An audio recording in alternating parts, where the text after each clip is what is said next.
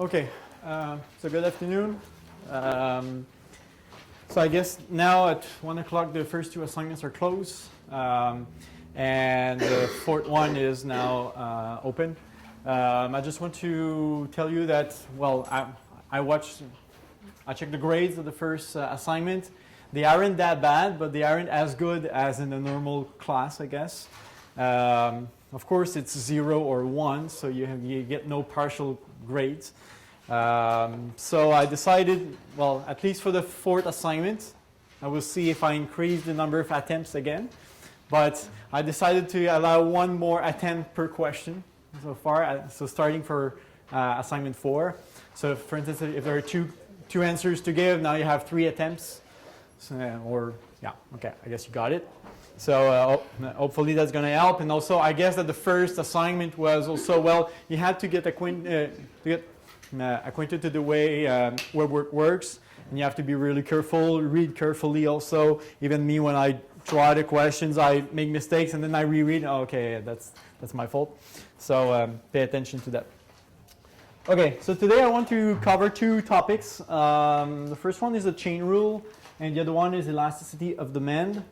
So the chain rule will allow us to, actually with the chain rule we'll be able to differentiate more complicated functions than before. So maybe just a reminder of what we did so far. Well, not from the beginning, but some of the formulas that we saw last time. So we first saw the power rule. And the power rule says that if you have to differentiate a function of the form x to the power n, where n is any real number, what you have to do, you have to drop the n in front and subtract 1 to the power. Okay, so this is the first rule that we saw. So this applies for any real number n. Okay, so for instance, for x to the power 3 or x to the power negative 5 or x to the power 1/2, or, well, any number. Okay, so n is an R here. The second rule we saw, well, actually, I'm not going to write them all, but one of the rules that we saw was also the exponential rule.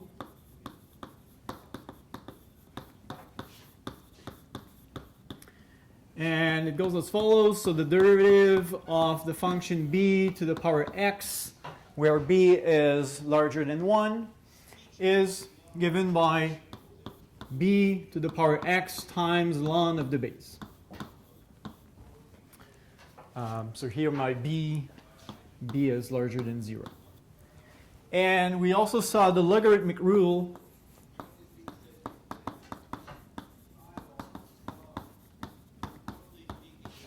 which is the derivative of log base b of x is 1 over x times ln b. For this to make sense, I need my b to be positive and now not 1, because the log function base 1 does not exist. Okay, so we have these 3 rules. We have more rules also. We saw that if we have to differentiate a function and this function is multiplied by a number c, we can put the c in front of the derivative. We saw that the derivative of a sum of 2 functions is the sum of the derivatives. And I guess I can also recall the product rule and the quotient rule. The derivative of a product is not the product of the derivatives. So how do we differentiate the product? It is the derivative of the first function. I'm going to use the prime notation here just because it's simpler to write. But it's the derivative of the first function times the second one, g, plus the first function times the derivative of the second one. And finally, the quotient rule.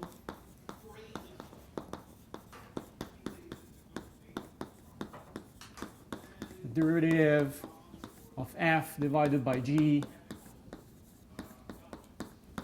is, well, similar to this here, but we replace the plus with a minus and we have to divide by something. So it is f prime g minus f g prime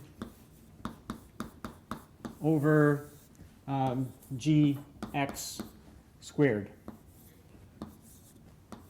Okay, so the quotient rule is a bit more complicated than the product rule.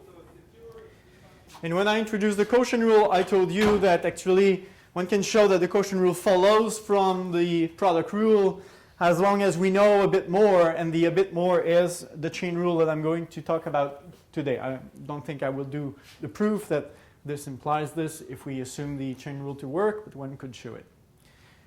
So again, I use here on the board two different notations. I use the d over dx and I use the prime. The meaning is the same. So maybe just a reminder, if I write d over dx of f, this is the same thing as f prime. Okay, so two different notations that mean the same. Same for g. And g prime is the same as d over dx of g. Okay, so I guess these are the main rules. Yeah, okay. And any questions about this? No? Okay. Make sure to practice even more than just the practice problems in, well, on web work. There are more practice problems in the textbook, and I really recommend you to try some, well, I would not say real practice problems because the others are real too, but where you can really write things by yourself and, well, I guess verify or read the examples in the book also. So, okay, I want to talk about chain rule today.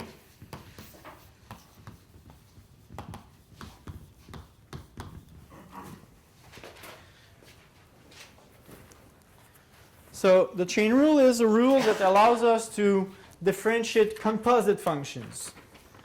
So this is for composite functions.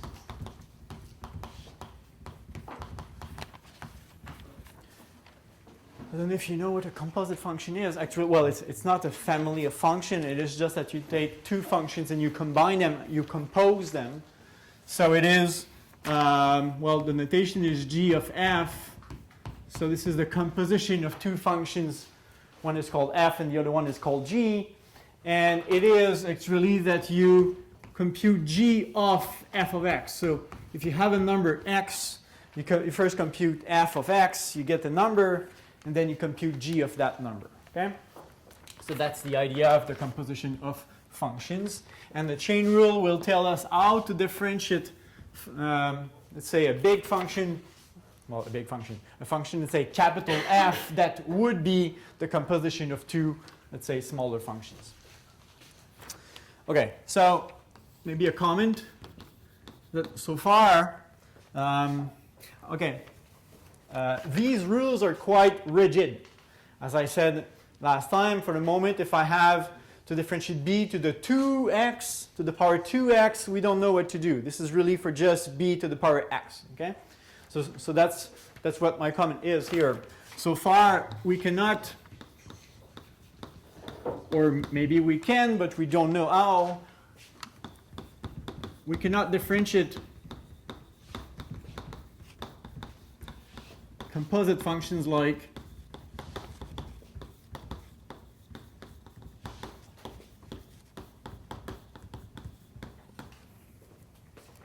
let's say my big F is, say, e to the power x squared plus 1. So do you see why this is a composite function?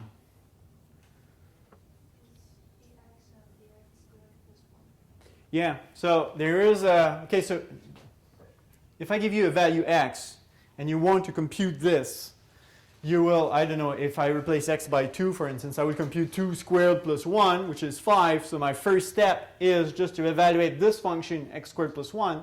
So this becomes my inner function. Actually, f here is called the inner function.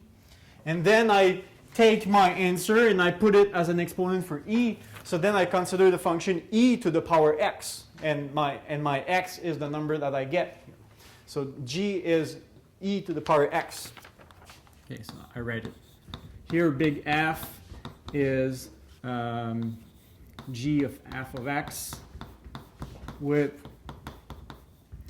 f of x is x squared plus 1, and g is e to the power x. Okay? So my big F is a composite function, and we can use these two functions. I guess it's not the only choice we have. There are different ways to different factors, different compositions could lead to the same composite function. But this is one choice that one could take. Another function g.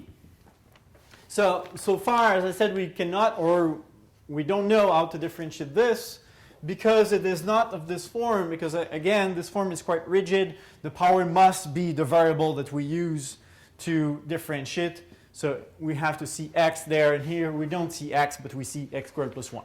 Okay? So this rule maybe yes, maybe not. I will tell you soon.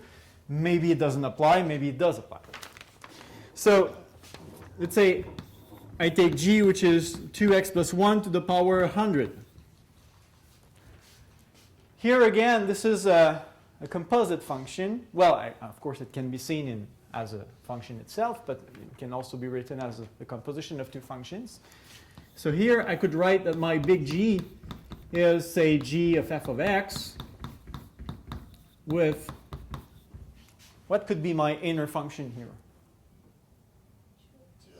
2x plus 1.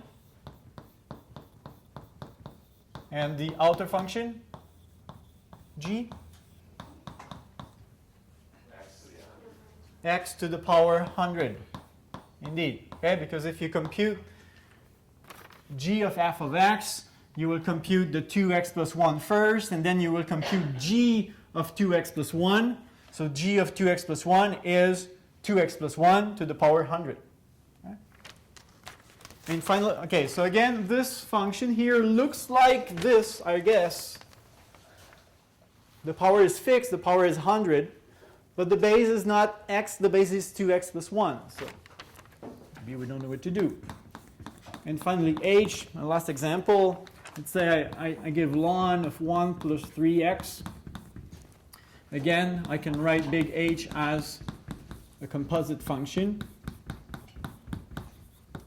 with the inner function lowercase f is 1 plus 3x. This is what we see inside. So the innermost expression is 1 plus 3x. And the outermost, so the outer function, is the ln. So g is ln x. So if you compute g of f of x, it means that you replace the x here by 1 plus 3x. So g of 1 plus 3x would be ln of 1 plus 3x, which is exactly this h. Okay? So a naive question would be, if I want to differentiate big F, big G, and big H, what do I get? So if I differentiate, let's say, big F with respect to x, and I look at big F and I realize that it's an exponential function, so then I look at my exponential rule, it is this, and then if I guess, naively apply this, I could think that the derivative of e to the power x squared plus 1 is e to the power x squared plus 1 times ln e, which is 1. So do we have this is equal to e to the power x squared plus 1 times ln e? Ln e is 1, so it's a bit not so relevant to write it down, but I just applied the formula. Does g prime x equal... Now g looks more like a power function because the power is fixed. Okay, make sure to see the difference between these two expressions. Here the exponent is fixed and the base is a variable, while here the base is fixed and the power is a variable. Okay, so these two, some students normally are confused about these two, but okay, so the nature of the base and the power is different. So I look at G, and it looks more like this, where my n would be 100. So do I just drop the 100 in front? So I could, I guess, drop the 100 in front, copy my base, because that's what the formula says, and decrease the power by 1. And maybe big H here, same kind of question. I would like to differentiate big H. Big H is a priori a log function, a ln function actually. So maybe I could apply this, and I recall you that ln is a log base e. So maybe the answer is 1 over what is inside. So maybe 1 over 1 plus 3x, and then, sorry, it's not where it goes. Then times ln of the base, so times ln e. So my times here, forget about this, times ln e. Question mark. Okay? So are these rules correct when we apply them to functions where, well, actually the base or the power is not exactly the same as here? Or if, okay, yeah. Okay, actually here, for instance, if I try to differentiate big F and I think that this might be good, it means that I just consider the E. So I just consider the G. Actually, I just consider the outer function. So the question is, when we differentiate composite functions like that, do we just consider the outer function? Because to write these things down, I just consider the outer functions, or if the inner function has a role to play. And the answer to these three questions is, some of you, I guess, know the answer. No. So lowercase f has a role to play, and that's what the chain rule will tell us. Okay? So, but we're not that far, actually, from the correct answer. We're not there exactly. We have to add one more thing. Okay, I would like to have all this on the board, but I guess I have to erase. Yeah.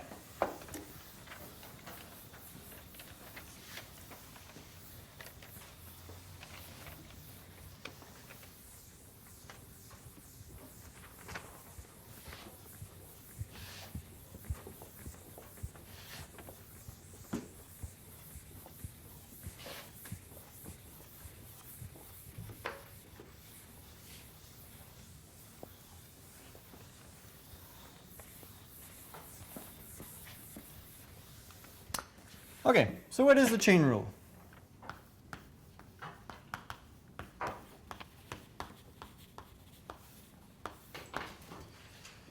If we have big F, which is equal to G of f of x, so we have a composite function, then, or maybe I can split my board here. So then big f prime x is,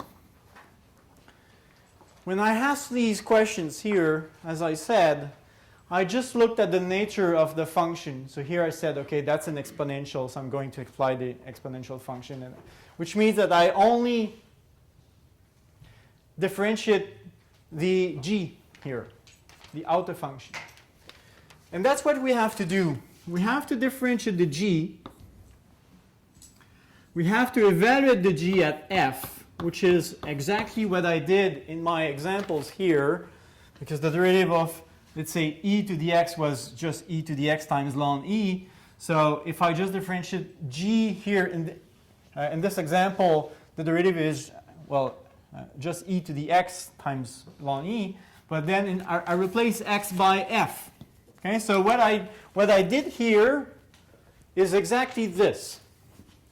And I told you this is not quite right. There is one thing that is missing. And the f has to play a role, so we have to multiply by the derivative of f. This is what is called the chain, actually. So we have to multiply by the chain. Okay, so that's the chain rule.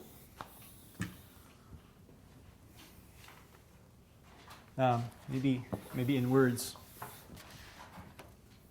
The g prime is the derivative of the outer function, what we put in the outer function. So the outer function is evaluated at the inner function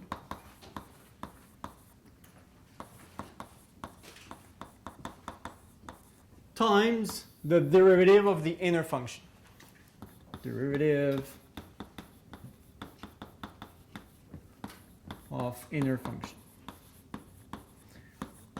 I don't know if it's quite relevant to write this in words, but I like to believe that when you write things, you start to memorize it. So here you have it in formula, and here you have it in words, what you have to do. Okay, I don't have the textbook with me, and I did not check in the textbook for a while, but I think that you will not see this exact formula in the textbook. In the textbook, the chain rule, if I'm not wrong, is presented in a slightly different way, and I'm going to explain, but it's really this way that is used the most, actually. So in most examples where you will have to differentiate a composite function, that's really what you should have in mind.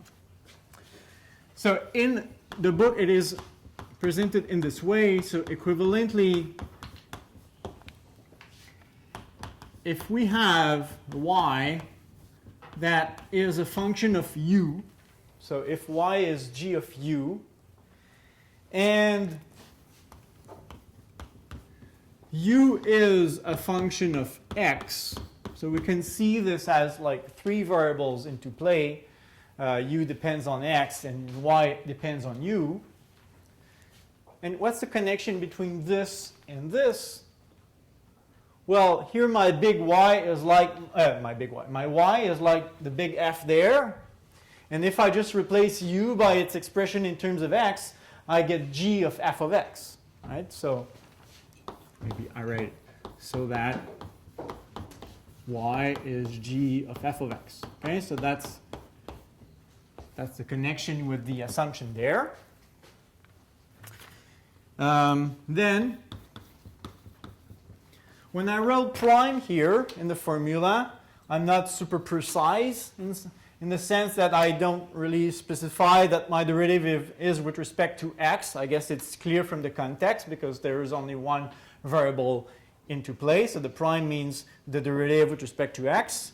So here, if I want to, okay, so my y is the same as the big F. So if I want to compute f prime, it means I want to compute like y prime, or if I'm more precise, I want to compute the derivative of y with respect to x. So this is my big F prime.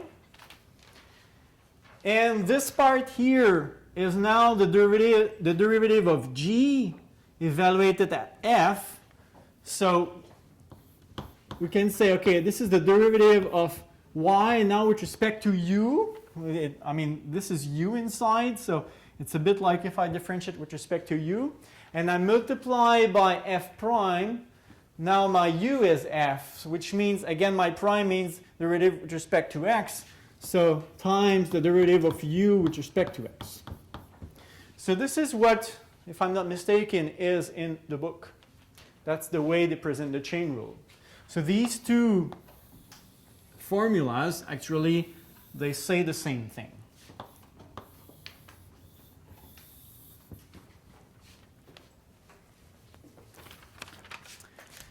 Okay. Maybe I come back on my examples here. I did not plan to do it, but yeah, examples. Or, yeah, do I do these? Yeah, okay, I will. Okay, so first, if I have big F, which is e to the power x squared plus 1, we said here that we could take the outer function g to be e to the x and the inner function as being x squared plus 1. So f is x squared plus 1 and g is e to the x. So if I apply the chain rule now, it says that I have to differentiate g, evaluate g at f, lowercase f, and then compute the derivative of lowercase f. So here, and I'm not going to show these steps all the time. At some point, I will go much faster, and I hope you will also be faster. So I'm going to follow this a bit more. Okay, so the derivative of g prime. So the derivative, not the derivative of g prime, but the derivative of g or g prime, or okay, or maybe I write just g prime this way. So what is the derivative of e to the x? According to the exponential rule, which is not on the board anymore, it is e to the x times ln e, but ln e is 1, so it is just e to the x. Moreover, f prime, so the derivative of x squared plus 1, you remember? I mean, the derivative of a sum is the sum of the derivatives, so I have to differentiate x squared. So I put the 2 down in front, I get 2x, plus the derivative of 1, which is 0. So the derivative of f is just 2x. So according to the chain rule, I have that big F prime is g prime evaluated at f times f prime, which means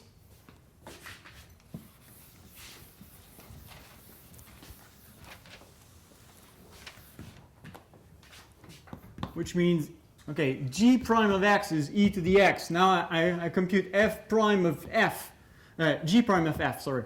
So I'm going to replace x by f, but f is x squared plus 1. So I get e x squared plus 1. I bleed on my chalk. So strange. Okay, anyway, so this is g prime of f times f prime. F prime is 2x. So this is the correct derivative. Yes? So why did we get g prime? Why did we get e to the x? Was there a point doing that, or was it just? Yeah, so you compute g prime to know what is the derivative of g. Yeah. And then instead of putting x in the formula, you have to put f. F is x squared plus 1. Okay. So g prime of x squared plus 1 is e to the power x squared plus 1. Okay? That's why we got this here. Yeah. Here, sorry. Yeah. Yeah? Times 2x, which is this f prime. So let's say that this is only a coincidence that only this time x squared plus 1 is the same as doing like now. If there was not a, like if it wasn't a 1, if it was like a 4, no. A 1, where a 1? There? Yeah, like that would change everything, right? No. If you have a 4 there, then the derivative of f will still be the derivative. Okay, so if it's a 4 here or there, which is the same place, it would be 2x plus the derivative of 4, which is 0 again. Well, right? I mean, So, if it was not a variable or something, like that would change everything, right? yeah, I mean, it would change the f prime. Okay, so if you change the power here, you will change its derivative also. So you will change this f prime, and then you will change this part, and this part will be also modified. Right? Okay, let's do g, my big G.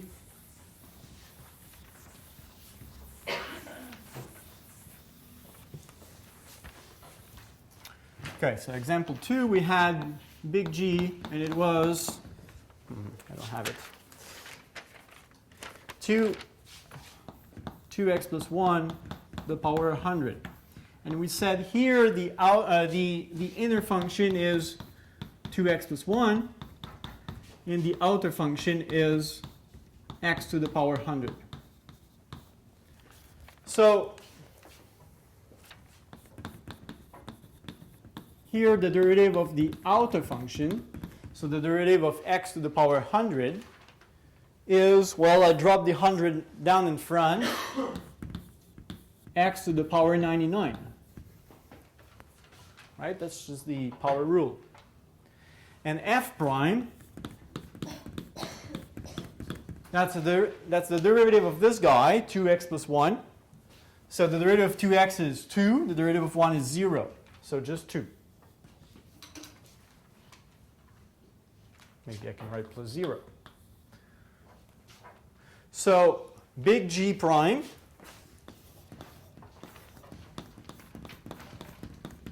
is G prime evaluated at f times f prime, which is, in this situation, G prime of x is this, but then I have to evaluate my G prime at f, and f is 2x plus 1. So G prime of 2x plus 1, you have to replace this x by 2x plus 1.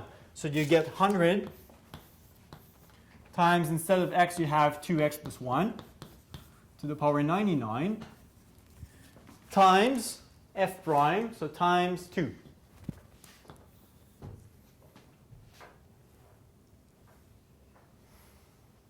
So you wouldn't expand that out, you wouldn't do like you wouldn't do 100 times 2x and 100 times 1 and then do that to the power 99. You just leave it as is. Repeat that, sorry? Would you just leave it as is? Yeah, or you can write 200 times 2x plus 1 to the 99, but Either or. it's the same thing. And finally, h, big H. This was ln of 1 plus 3x. Example 3.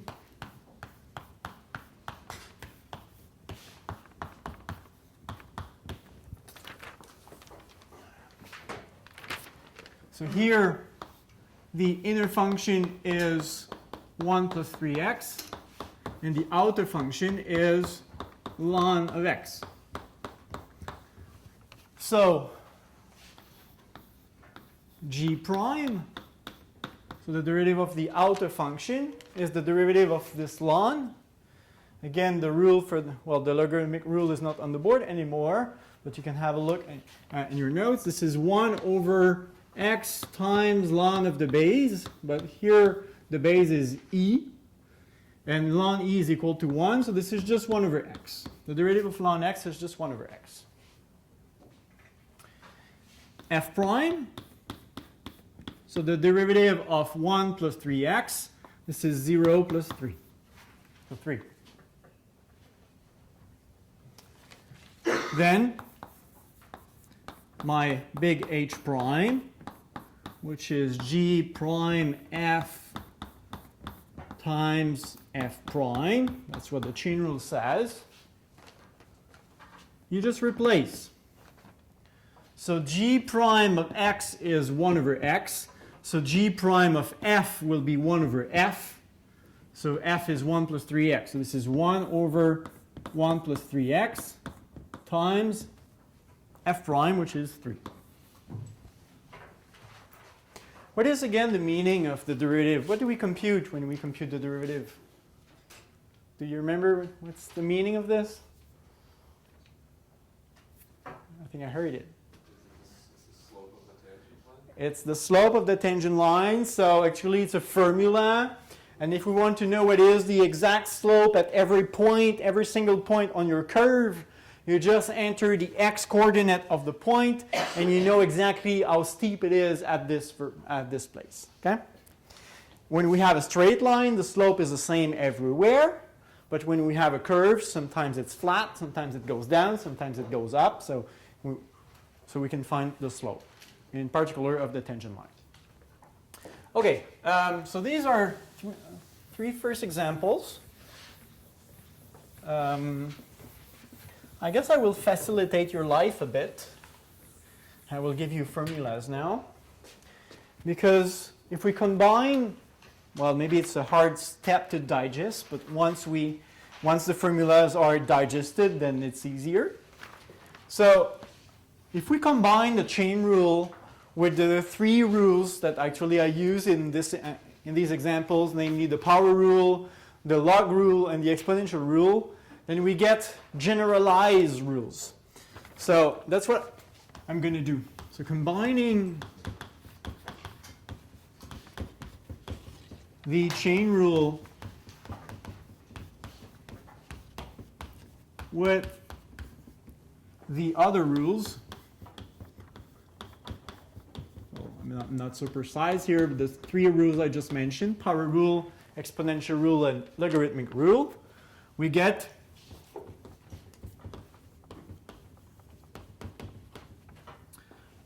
okay. So first, we will get, if you want, the generalized power rule. Now I forgot to put a formula sheet on Moodle. I will. So a formula sheet that contains all these rules that I suggest you to print and practice with the sheet, but you won't have the sheet at the final exam. But anyway, it's a good summary, I think. So what do I mean by generalized power rule? So I want to have, again, a composite function of this form. But I would take g to be a power function.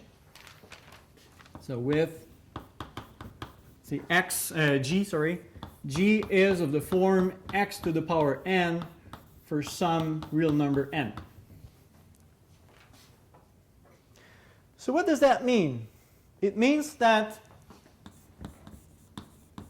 big F can be rewritten as, or written as, how can I write this? G is my outer function. So if g of x is x to the power n, what is g of f of x? I just replace x by f of x.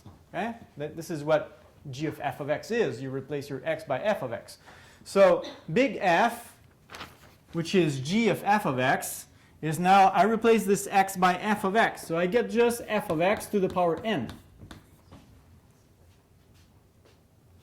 Okay?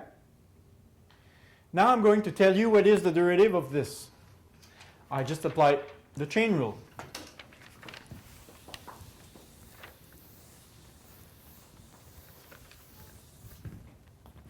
So we have, I'm going to apply the chain rule here. What is g prime? Well, if g is of the form x to the power n, g prime, I use the non-generalized power rule. Well, there's no s here, sorry. So the derivative of x to the n is you drop the n in front, you subtract 1. So you get n times x to the power n minus 1. And the derivative of f is the derivative of f. Okay, I don't know what this is because I did not really specify what my f is. So if I use the chain rule, I get that f prime is equal to g prime evaluated at f times f prime.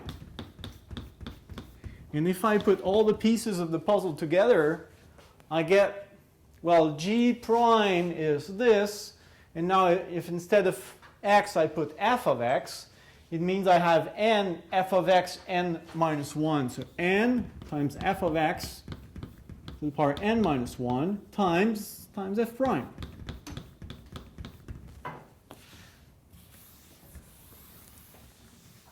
I hope you followed my reasoning. If you did not, maybe I write as a conclusion what I just showed.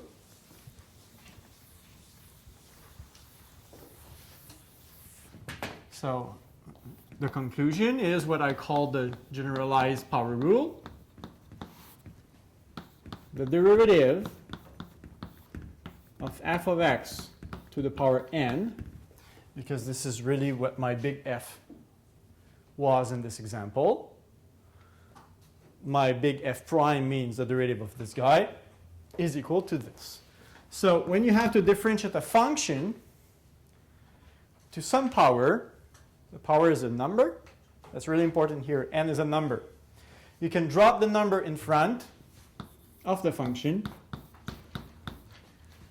decrease the power by 1, and multiply by the chain. So multiply by the derivative of the function f.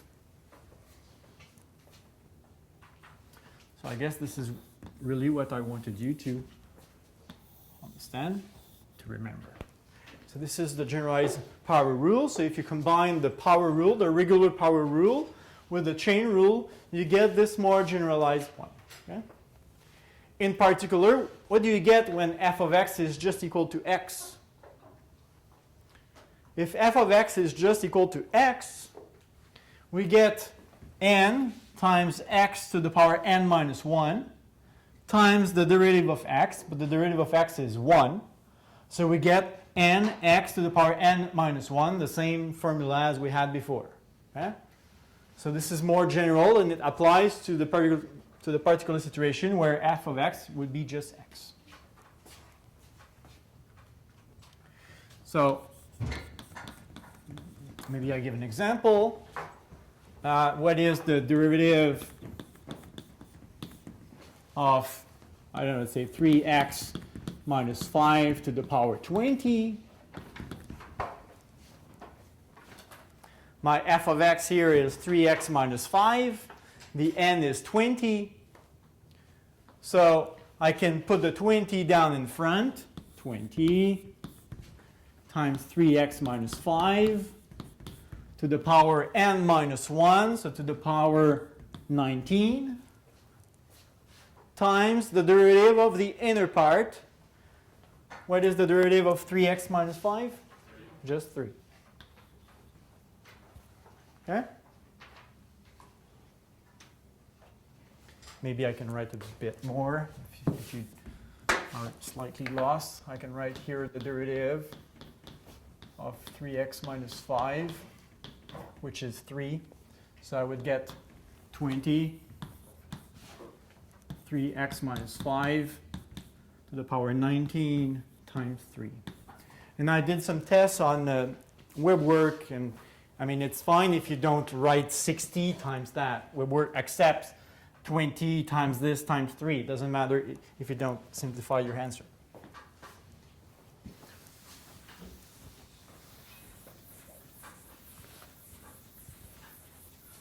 Okay, so I'm going to play the same game with the other rules now. So generalized exponential rule.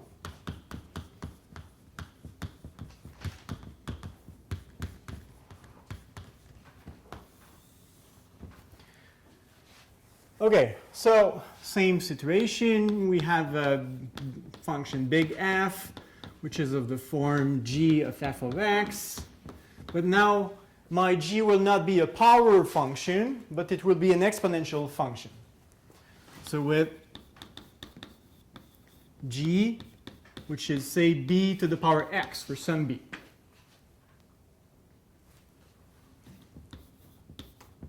No, 0. I apply the same idea. Then what is my big F exactly? If g is this function, what is g of f of x? Well, I replace x by f of x, so my big F is a function of the form b to the power f of x. That's what I really want. Okay? So if you face a function of this sort, a base which is a number raised to some power that depends on x, you apply the chain rule, and you get, okay, here g prime is equal to the derivative of b to the x. If you remember the exponential rule that I gave, the derivative of b to the power x is b to the power x times ln b. And again, f prime is f prime. So big F prime, which is g prime of f of x times f prime, I can write this as g prime of f of x. So I replace x by f of x. So I get b to the f of x times ln b. So b to the f of x times ln b times f prime. F prime is f prime here. I did not specify what the function is.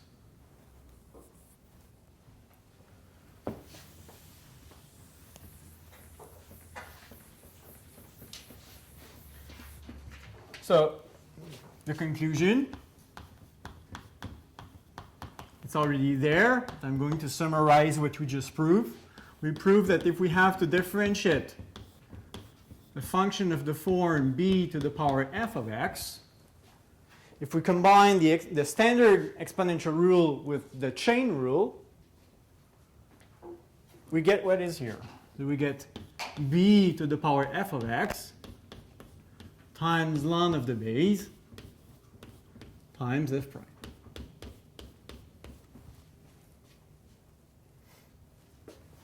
So this is the generalized exponential rule. Again, in the very particular case where f of x would be just x, the derivative of b to the power x is b to the power x times ln b times the derivative of x, which is 1. So we recover the formula we had before. Maybe an example.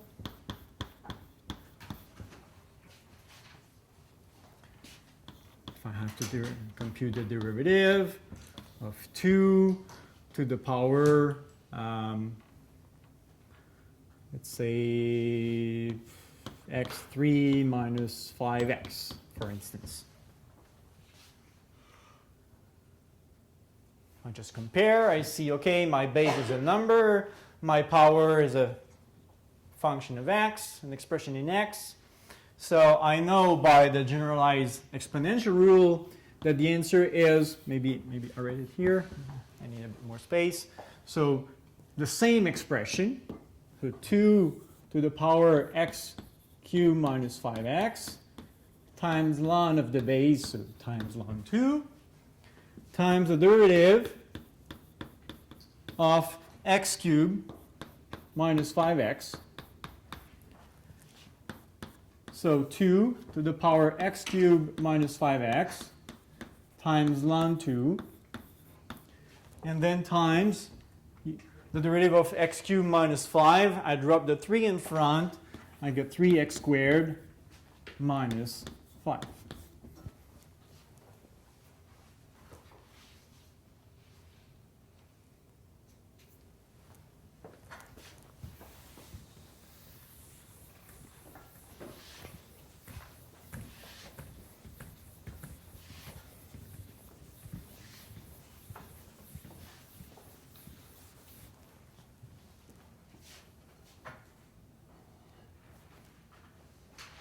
Questions?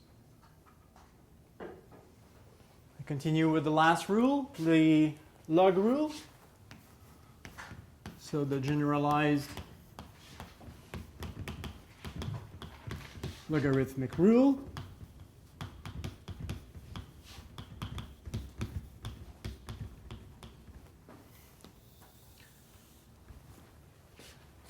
Same setting. I start, say, with my big F, which is a composite function where the outer function is now a logarithmic function.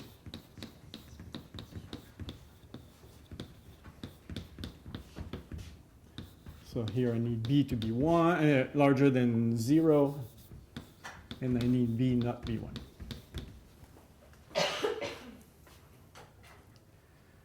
So if I do the same step as I did here, what is really my big F? My big F is, well, my outer function is a log function. So if g of x is this, g of f of x is obtained by replacing x by f of x. So my function big F is log base b of f of x. I just sub in. Then I'm going to use the chain rule. So the chain rule tells me I need to compute g prime, and f prime here I'm not going to be able to compute it because it's, well, again, f prime is f prime because f is not known, but g is known. So here,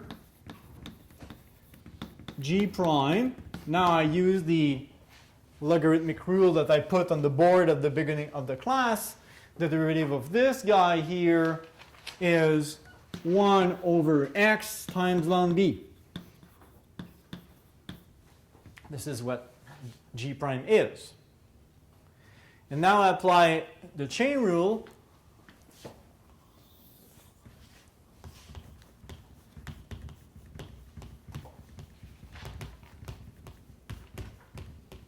I get that big F prime is equal to G prime evaluated at F times F prime.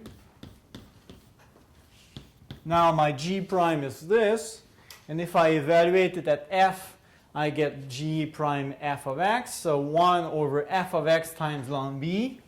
So I get 1 over F times ln B times F prime.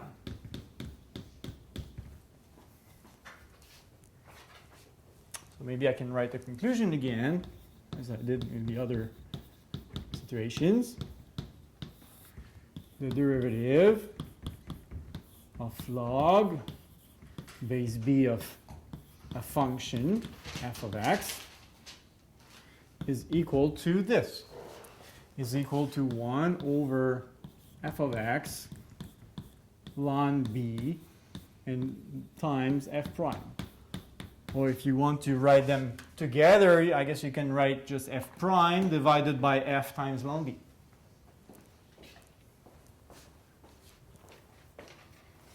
So this is what I will call the generalized log rule, at least for today, and because I guess I will eventually forget to say generalized, so it's going to become my log rule eventually, same for the two others.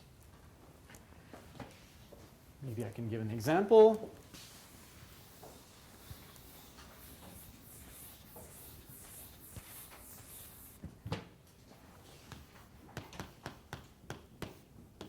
If I have to differentiate log base 3 of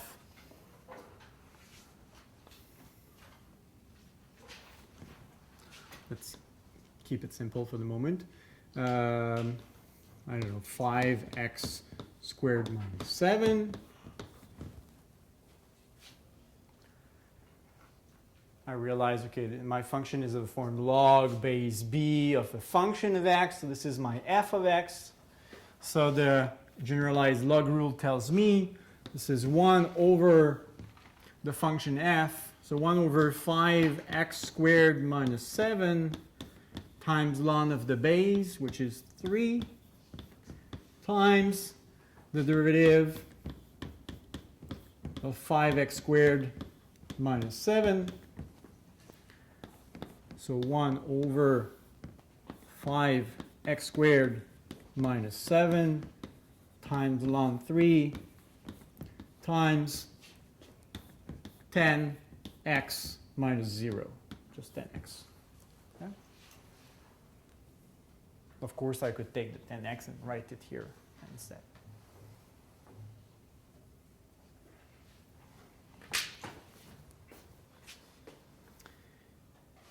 Maybe I forgot two little things.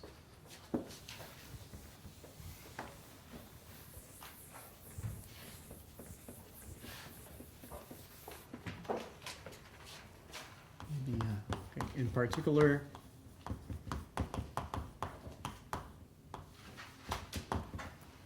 what is the derivative of, say, e to the power f of x? It's just a particular case. Okay, we just, I guess it's still, is it still on the board? No, it's not there. But the generalized exponential rule, so we just saw what the derivative of b to the power f of x is. It is b to the power of f of x times ln b times f prime. So here, okay, we get e to the power f of x times ln e times f prime. But ln e is 1, so this is just e to the power f of x times f prime. Maybe you still don't like the e and the ln. By experience, I know many students are afraid by them, scared by them, but they are actually easier when it comes time to differentiate because we have no ln of the base, it's just 1. And similarly, the derivative of ln of f of x. Now the log rule, which is still over there, this is 1 over f of x times ln e, which is again 1, times f prime. So we get 1 over f of x times ln e times f prime, but ln e is 1, so we get just f prime over f. Okay, because this guy ln e is 1.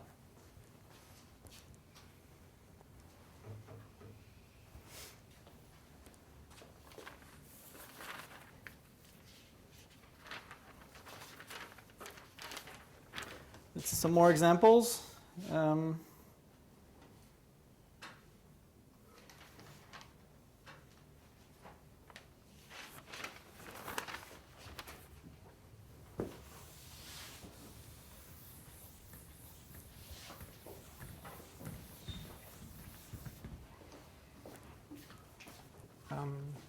Can I erase this here?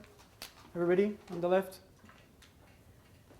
I just want to write the formulas we just got and have them. So we just saw the derivative of f of x to the power n is n f of x to the power n minus 1 times f prime. We saw that the derivative of b to the power f of x is b to the power f of x times ln b times f prime, and that the derivative of log base b of f of x is 1 over, or maybe I write f prime here to save some space, f prime over f of x times ln b. Okay, so these are our new generalized rules.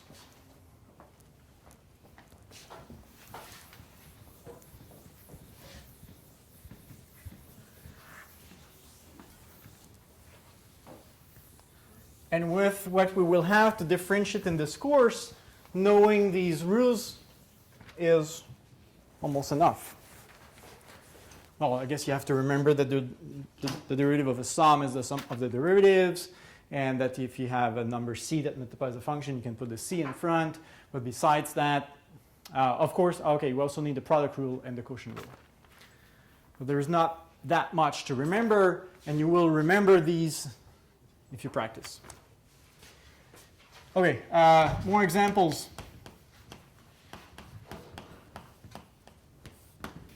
Let's say 1 derivative of ln, I think it's quite similar to the last example I gave. Never mind. Of this.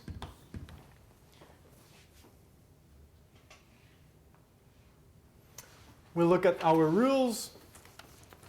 We have the outer function is a ln, so a log base e. So we have ln of f over there. So my f is 1 plus 3x squared. So I have to put the derivative of f on top. Or, well, the way I think it is 1 over what is inside. So 1 over 1 plus 3x squared times ln of the base, but the base is e, so I guess I can maybe write times 1 because ln e is 1, times the derivative of what is inside, which is 0 plus 6x. So I could maybe rewrite this as 6x over 1 plus 3x squared. I probably went a bit fast now. Did I go too fast? It's good? Okay.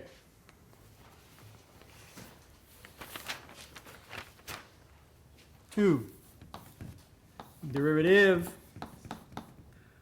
of x squared minus 3 over 2 to the power x, and all this to the power 5. Becomes interesting.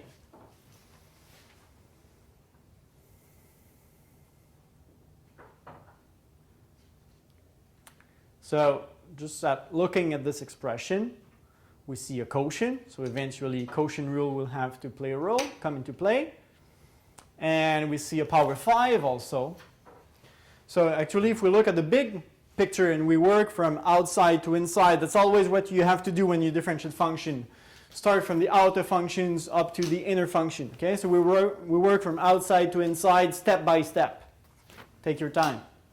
So if I do that, the first thing I see is, well, my quotient, an expression in x, and all this is raised to the power 5.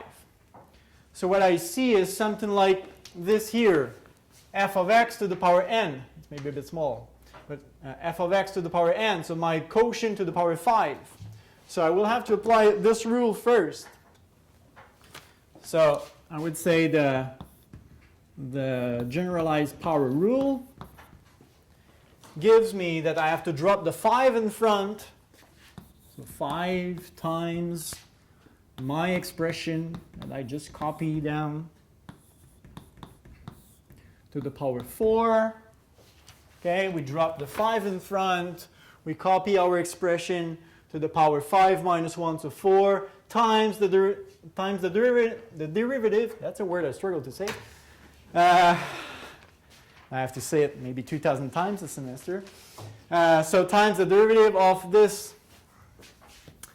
So times the derivative of x squared minus 3 over 2 to the power x. That's what the generalized power rule tells me to do. I'm not done because I still have to differentiate this. Okay? Step by step. Are you okay? Yeah, okay. Now, I look at this. What should I do? Quotient rule. I see a quotient. Yes, there is an exponential function here that maybe I don't like that much, but I don't have to pay attention to it at this stage. We work from outside to inside, so quotient rule. No, I don't really use my blackboard efficiently. So I will continue here.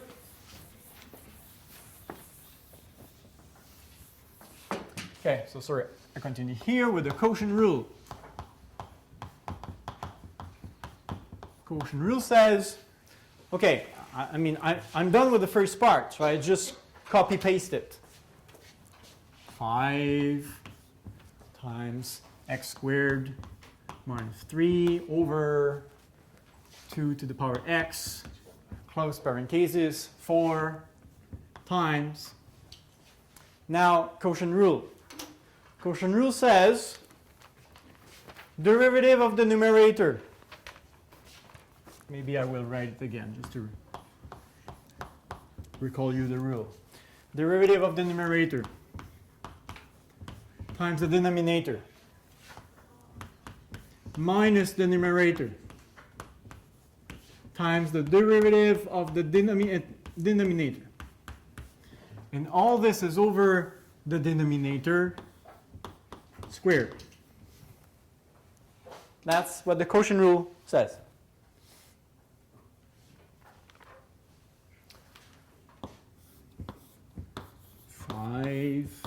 X squared minus 3 over 2 to the power x to the power 4 times.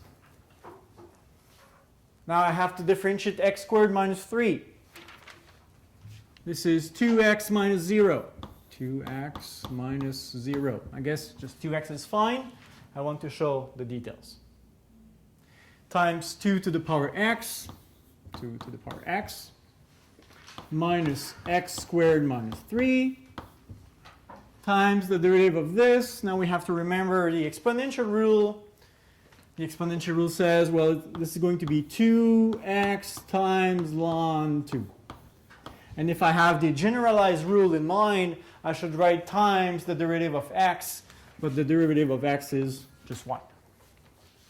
Over, well, this is the same as 2 to the power 2x. And, well, I guess I have one copy of 2 to the power x here, one copy here, 2 copies here. I could simplify one copy everywhere, but that's also a good question, a good answer even if it's not simplified. So I stop there. Okay? There is no d over dx anymore. We went through quotient rule, no, power rule, quotient rule, exponential rule. So here I did use for the 2 to the power x the exponential rule.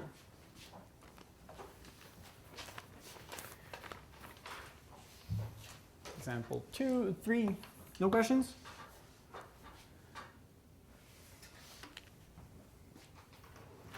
I would do this in 2 different ways. My example 3. Not sure I have time, but I will. Derivative of log base 4 of x cubed minus x e to the power 2x. Isn't it a nice function?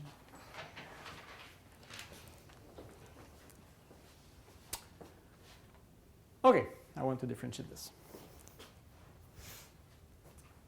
So what do I start with? The log. I work from outside to inside. Let's start with the log. So I go here. Okay, when I have to differentiate the log of an expression, I get 1 over the expression times ln b times f prime times the derivative of the expression. I guess I don't have enough space. I'm going to go here.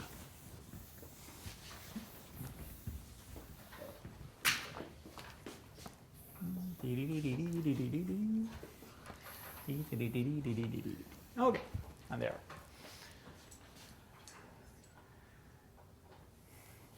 So we get 1 over the expression. So 1 over x cubed minus x times e to the 2x. This is my f of x here. Times ln of the base. So times ln of the base here is 4 times f prime. So times the derivative of what is inside my log. So the derivative of x cubed minus x times e to the 2x.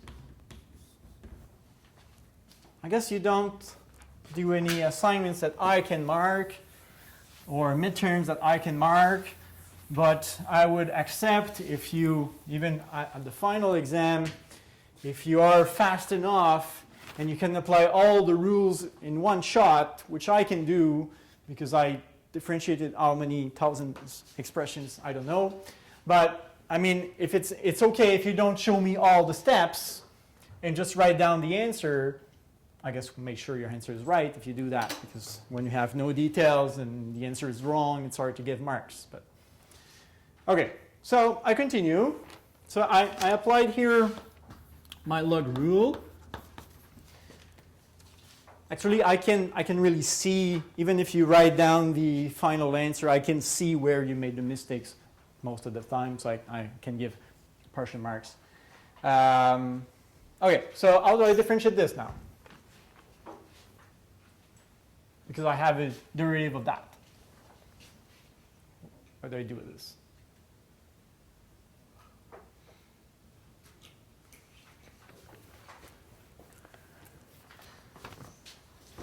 There are 2 rules missing here. First rule is product rule.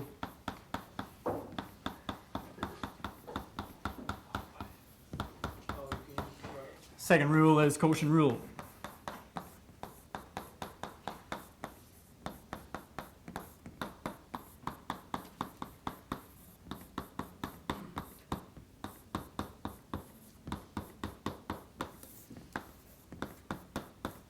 Okay, so what do I do with this? You use the product rule. Yeah, product rule. Parentheses times e to the power 2x. I don't care what the terms are, what the expressions are. I see a product rule. Okay? So let's apply product rule. Product rule.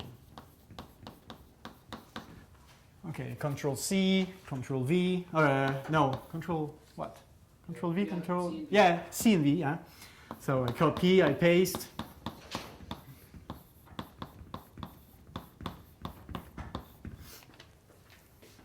Now, product rule. Product rule says, I quickly wrote it, derivative of the first term, so derivative of x cubed minus x times e to the power 2x plus, and I guess I need brackets here, plus the first term, first expression, times the derivative of the second expression.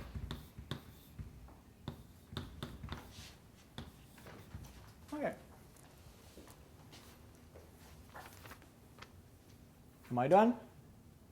No. There are 2 d over dx. So I continue. Copy paste. A bit annoying, but necessary. Okay. Derivative of x cubed minus x. 2x squared minus 1. I heard 2x squared. 3x, Okay. 3x squared minus 1. Good. Times e to the power 2x plus x cubed minus x times e to the 2x. Exponential rule. E to the 2x. This is e to the power 2x times ln e, which is 1, times the derivative of 2x. So exponential rule. Also use the power rule, but I think the power rule is relatively easy. So e to the 2x times ln of the base, so ln e times, just because I don't want to copy paste again, I'm going to write the answer right away. What I have to put there is the derivative of 2x, which is 2.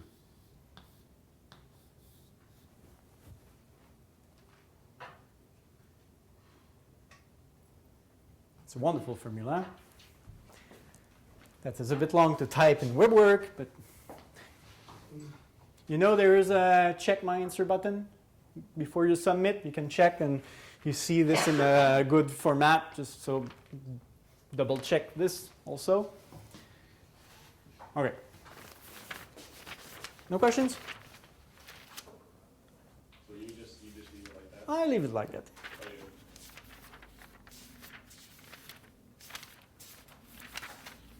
Okay. A bit early, but a good place for me to take a break, so maybe we could continue at 25 this time.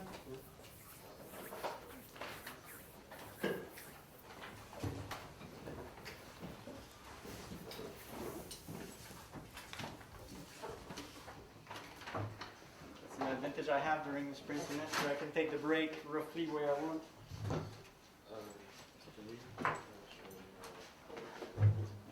Yeah. So I guess it was. Okay, so it was what? It was this amount of money. So it's saying, yeah, one person invested that, one person invested that. And Yeah. They would equal.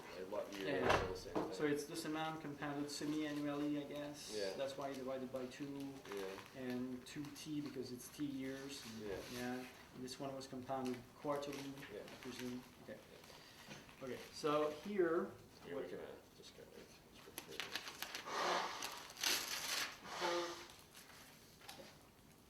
So I would. There are ways, but you have to apply log because you want to drop the exponents down. Yeah. Maybe it's hard to get rid completely of these guys, but you can still apply log on log or ln, whatever, log of, let's say, 1750 of this is, it's 1.0. So we can make that clearer. 505, if I'm not mistaken. Tt is equal to log of 600. That's one I know. Plus Yeah, I can grab my calculator and actually find it. 0. Well, I guess I could write this, but yeah, having a calculator might be useful. Plus 4.10. Okay, so 0.2525, okay, to the power 14.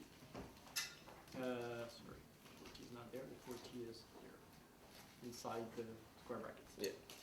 Okay, so now the log of a product, because I have products here, is sum of the logs. So this is log of 1715 plus the log of 10505 for 2t is equal to log 1600 plus log of 1.2525 to the power of 14. Okay. Okay, because the log of the product is the sum of the logs. Yeah. Now there is another property saying that now we can drop the exponents in front. Mhm. Okay, I could not drop it here because the 2t does not apply on this guy. Yeah. That's why I had to split them. Okay. Okay, so log plus 2t 1.0505 is equal to log 1600 plus 14 log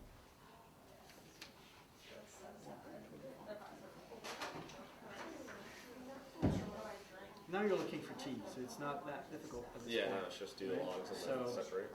Take these two guys and then, well, these two and put them on the same side of the equation. These two on the same side, so you get log 17, 15 minus log 1600 is equal to this 4t log 1.3525 minus 2t log 1.0505. Now t appears here, you can factor it in front. So this is equal to t 4 log 1.5 is 2 log. I'm saying it was an easy question. This, Yeah. and then you take the bracket and you divide. Okay. Yeah, so. Okay, so then divide by the bracket. Oh, yeah. Okay, so you get this over this is Yeah. equal to t. Okay. Alright, thanks.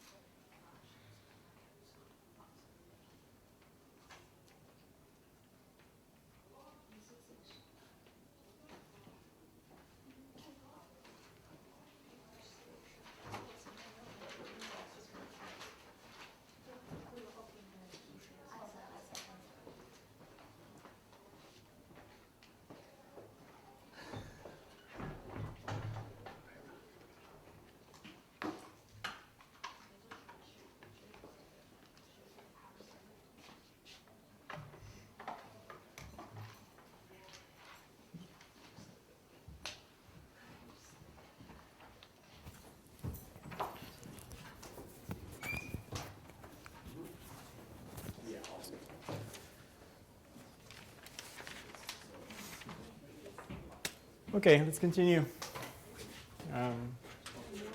I hope I will have time to cover all the material for your assignment. I'm maybe a bit behind on schedule. Okay, so next example.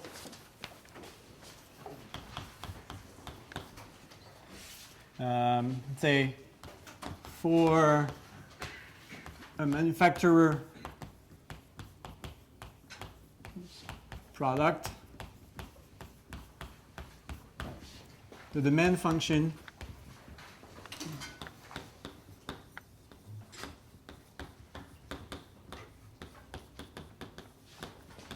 is given by P, so P price per unit.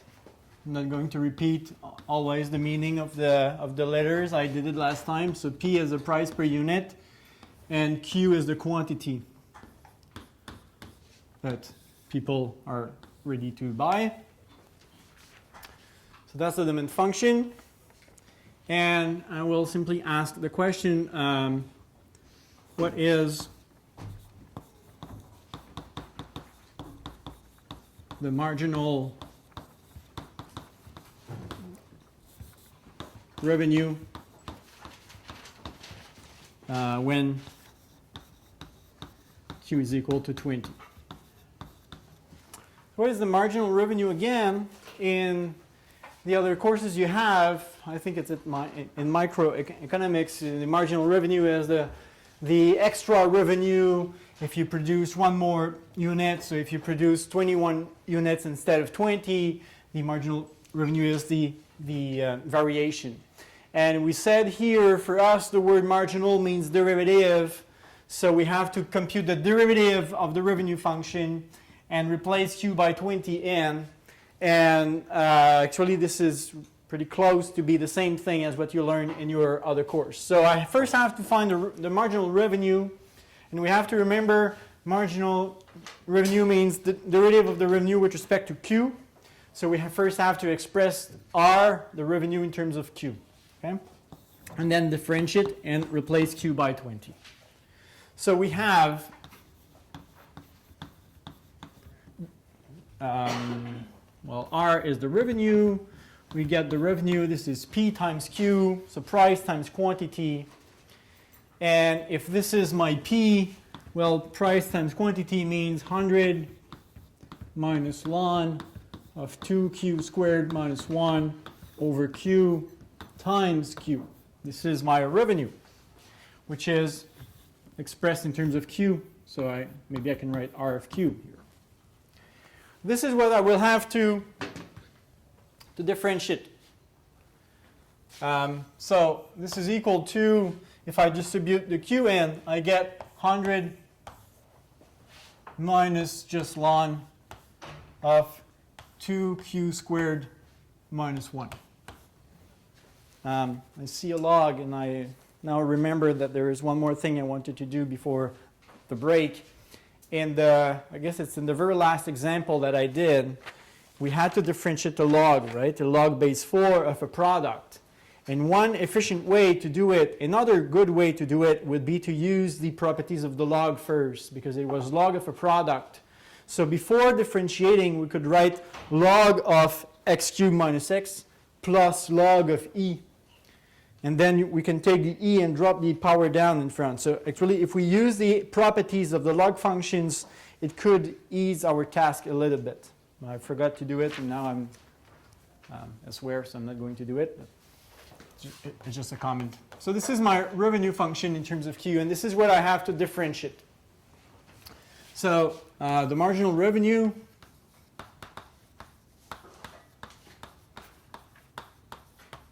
is the derivative of R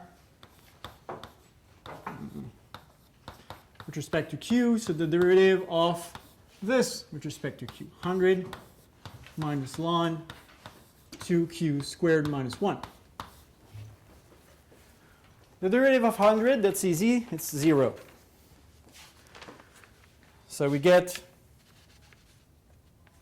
did I make a mistake? Yeah, I did. I'm supposed to distribute my Q. So it's 100Q here. So it's a Q here minus Okay, so now it's not 0. The derivative of 100q is 100 minus, I see a log function, so I use my generalized log rule. A ln is a log base e. So it's 1 over what is inside the ln, 1 over what is inside the ln, times ln of the base, ln e. Shortly, I will not write ln e anymore because ln e is 1, times the derivative of 2q squared minus 1.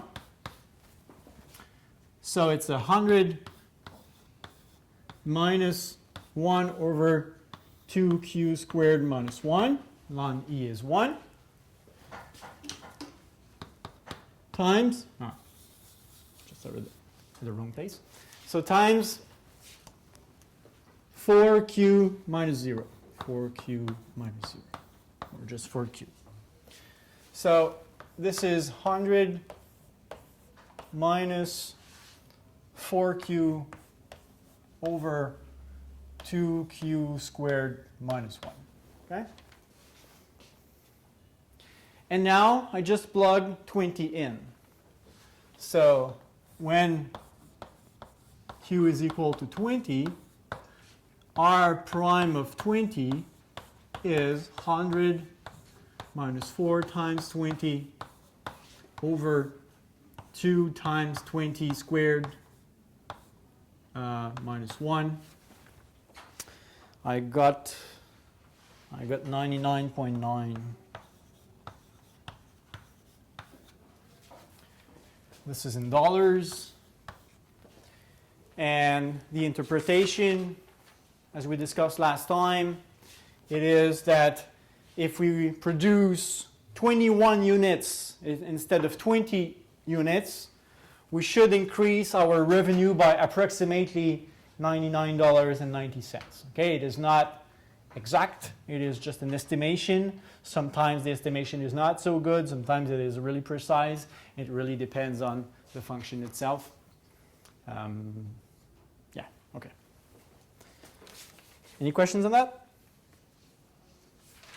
So in the same kind, we can ask marginal cost, marginal profit, marginal revenue. So you always have to write down your quantity in terms of the variable you want to use for the derivative, and then you differentiate and you replace. I will have at least one more example of that sort. But when I put the chain rule on the board, I gave you the formula g prime of f times f prime. And I told you, well, there is another way that is presented in the book with the d. And I did not do any examples with this, so that's what I want to do now. 2 examples with this. So examples using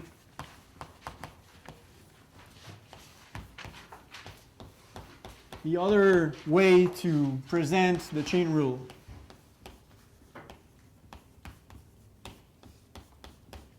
Okay. So I will give you 2 examples. First,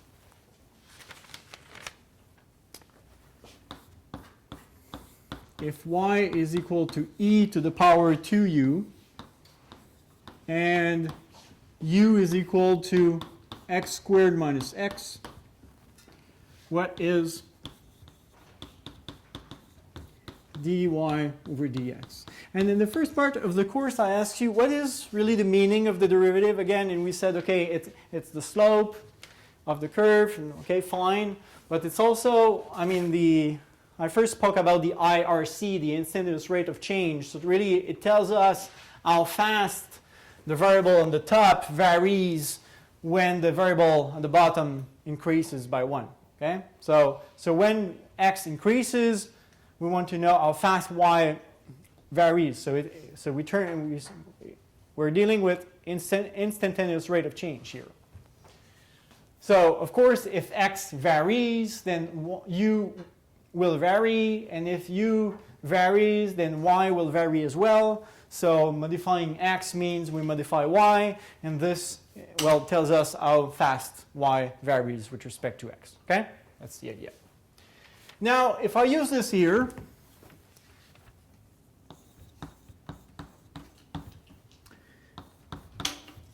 the derivative of y with respect to x is equal to the derivative of y with respect to u times the derivative of u with respect to x. I know it looks a lot like fractions, and it seems to be quite natural because, of course, the du cancels and then you get du over dx. Okay, it's just a coincidence that it looks like fractions. These are not fractions.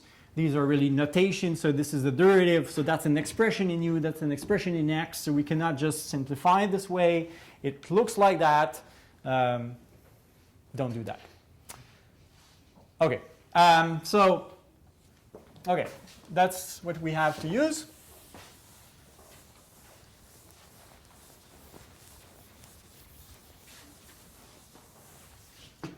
So here we have, what is the derivative of y with respect to u? Well, it's the derivative with respect to u of e to the 2u. And now we go in our list of rules and we see e to the 2u. So the answer is e to the 2u ln e times the derivative of 2u with respect to u now. So it's 2. So we get e to the 2u times ln of e. I'm not going to write it. Times the derivative of 2u with respect to u, which is 2.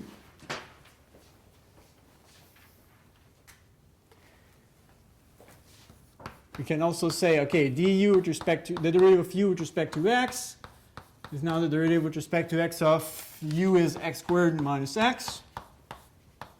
So we get 2x minus 1. The derivative of x squared is 2x. The derivative of x is 1. And now the chain rule says, well, we have to multiply them.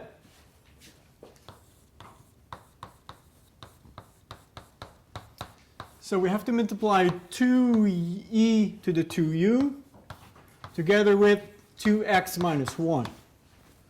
We're almost done.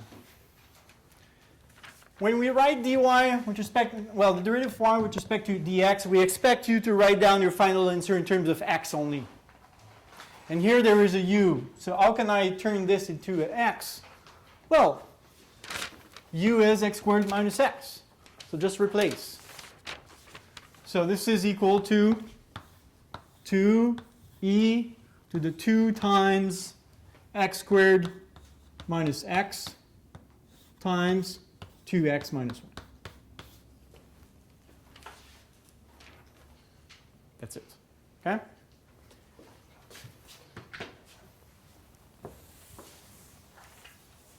How could I compute this using the way I spoke about before the break?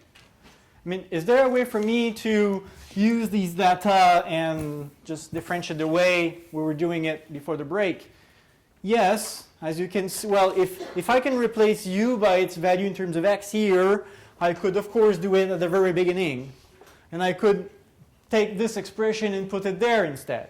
And let y be expressed in terms of x directly and differentiate directly the way we did it before the break.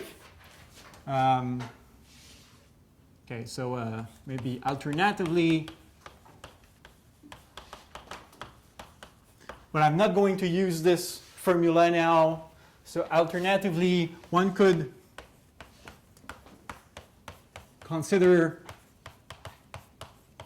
well, y is e to the 2u, but u is x squared minus x, so we get e to the 2 x squared minus x. And just differentiate this.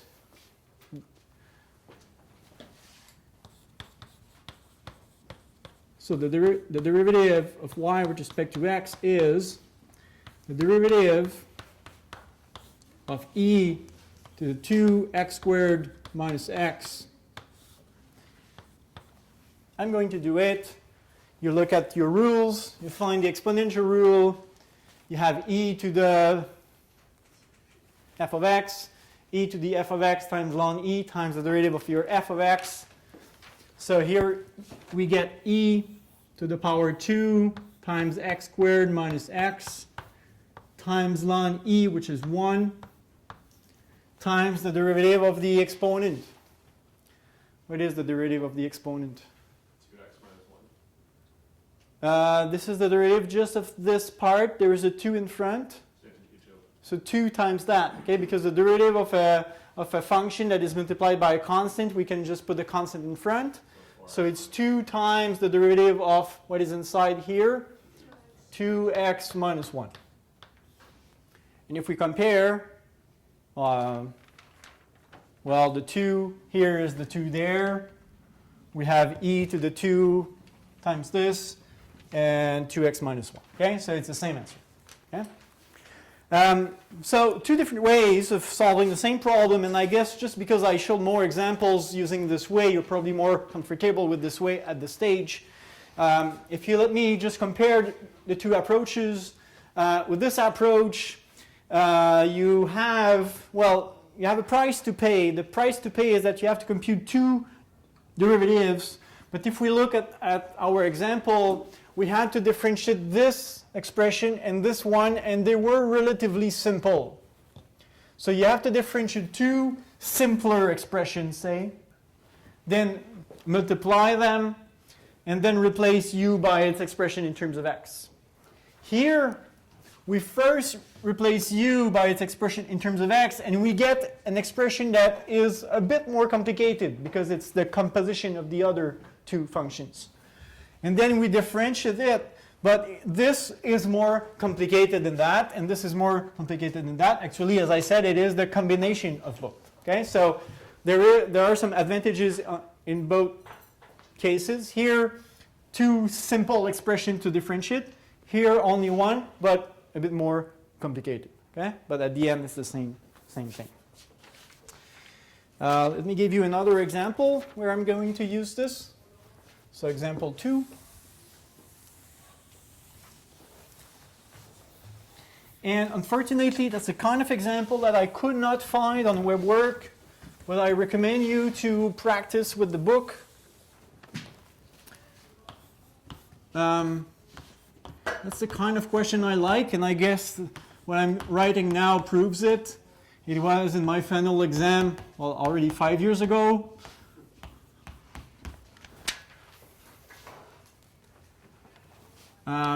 So for a manufacturer,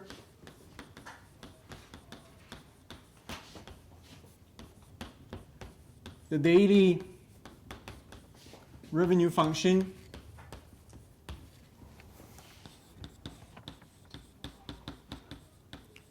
is given by R, which is 300Q minus 0.2Q squared. And the number of units produced by M employees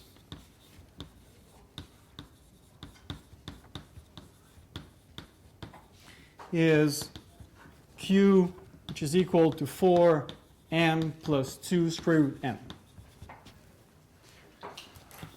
What is the marginal revenue product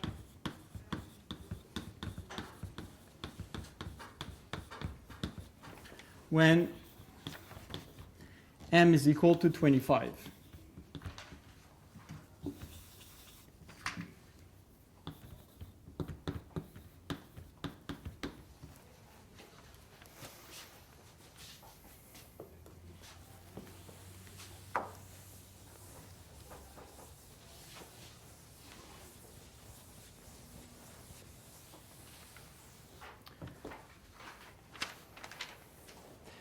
Okay, so let's read the final question. Okay, well, I guess, okay, so we have a revenue. The revenue depends on the number of units that we produce. It's not just a number times Q because there is a demand function into play, so people don't want to pay the same price if they buy more units, so that's why it's not just, say, 300 times Q. It's a bit more complicated. And then we know how many units M employees can produce. And the question is, what is the marginal revenue product? Do you remember what this means? Marginal means derivative of the revenue function. And there is a strange word here, which I don't know what's the meaning of that actually.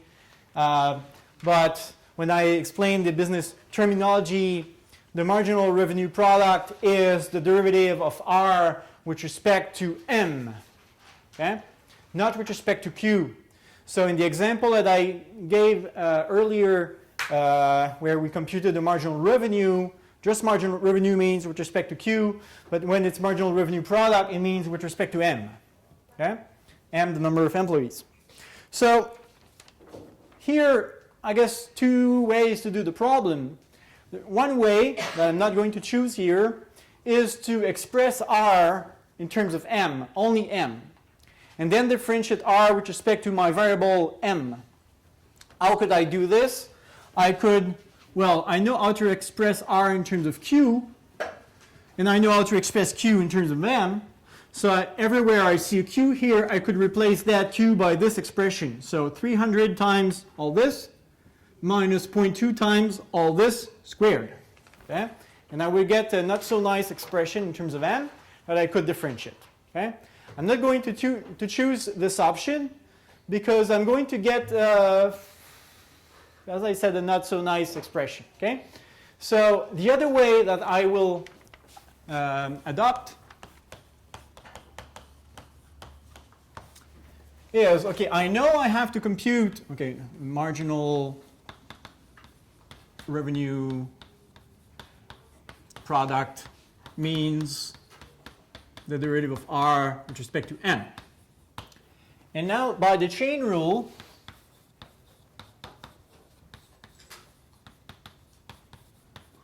when I have a quantity that depends on a second quantity and a second quantity that depends on the third one, I know that the derivative of R with respect to M is the same as the derivative of R with respect to Q times the derivative of Q with respect to M. So I prefer here, but you could mix them, but I prefer here to differentiate these two expressions separately. They are probably already complicated enough, and then multiply that. Okay? So the derivative of R with respect to Q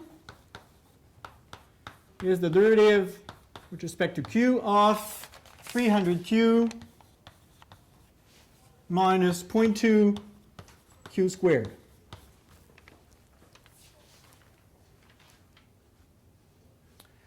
So I get 300 minus 0.4 Q. Because the Q just goes away, and I drop the 2 in front, I get 0.4, decrease the exponent by 1, I get power 1. This guy here, derivative of Q with respect to M, it means the derivative with respect to M of Q, Q is this, of 4M plus 2. And just to save some time and make it a bit clearer, let me write the square root as power 1/2, like this, okay?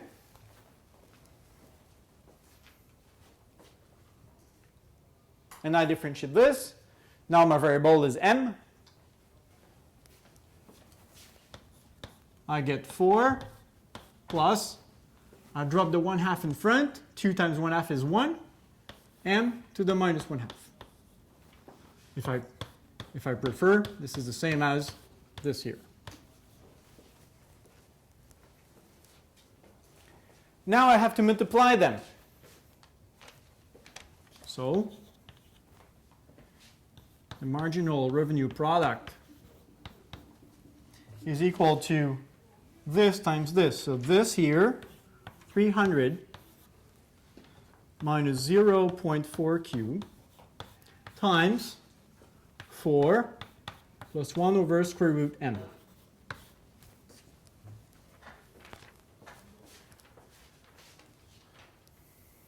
And now my goal is to replace M by 25. But there is a Q here. So I guess I have two choices, or one choice between two things. I could replace Q by its expression in terms of M, which is this. Or I can separately compute what is the value of Q when M takes the value 25.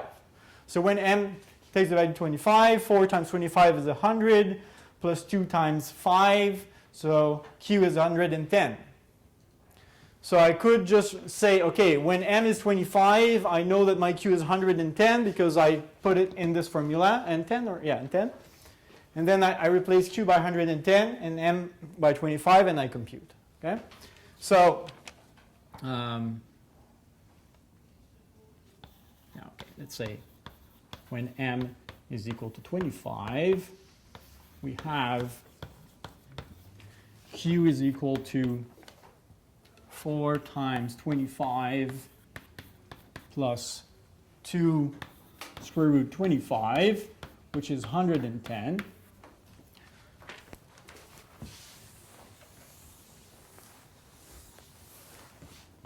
So when M is equal to 25, the marginal revenue product is equal to, is equal to 300 minus 0.4 times 110. We said that's the value it takes Q, times 4 plus 1 over square root 25, which is clearly 5.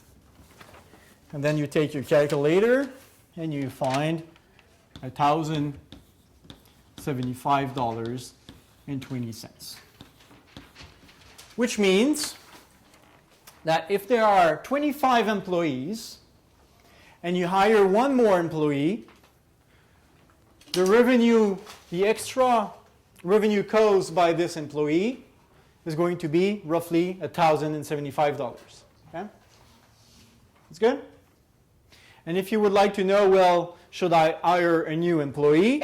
I guess you should compare this with the cost caused by this employee. So I guess salary, and I guess if you have one more employee, they will produce more also. So there will be an extra cost for the production.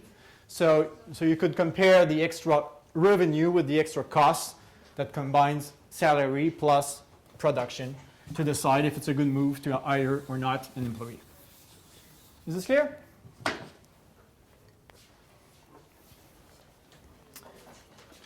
Okay.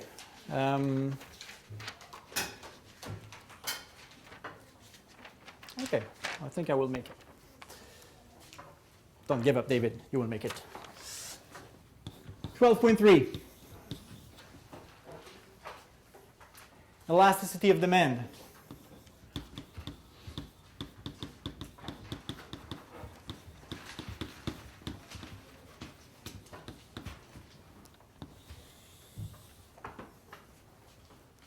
Honestly, it's a topic that I often omit when I teach that course, but there is no midterm. We have plenty of time. So I have time to speak about this. I know that Trevor Jones speaks about that. And it's a topic I think that you also see in your other course, right? I guess it's going to be slightly different than what you learn. That's the main reason why normally I don't speak about that. But I have time now. So EOD, elasticity of demand, is a mean by which economists measure how fast or how consumers respond to price change, price variations.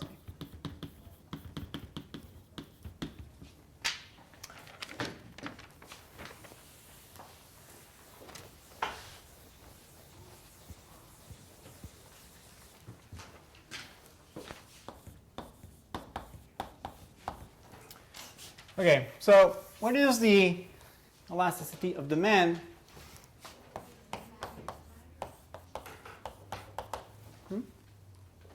Did you answer my question? No, I heard something. Okay. So the elasticity of demand, it's the ratio of the percentage change in the quantity that the customers buy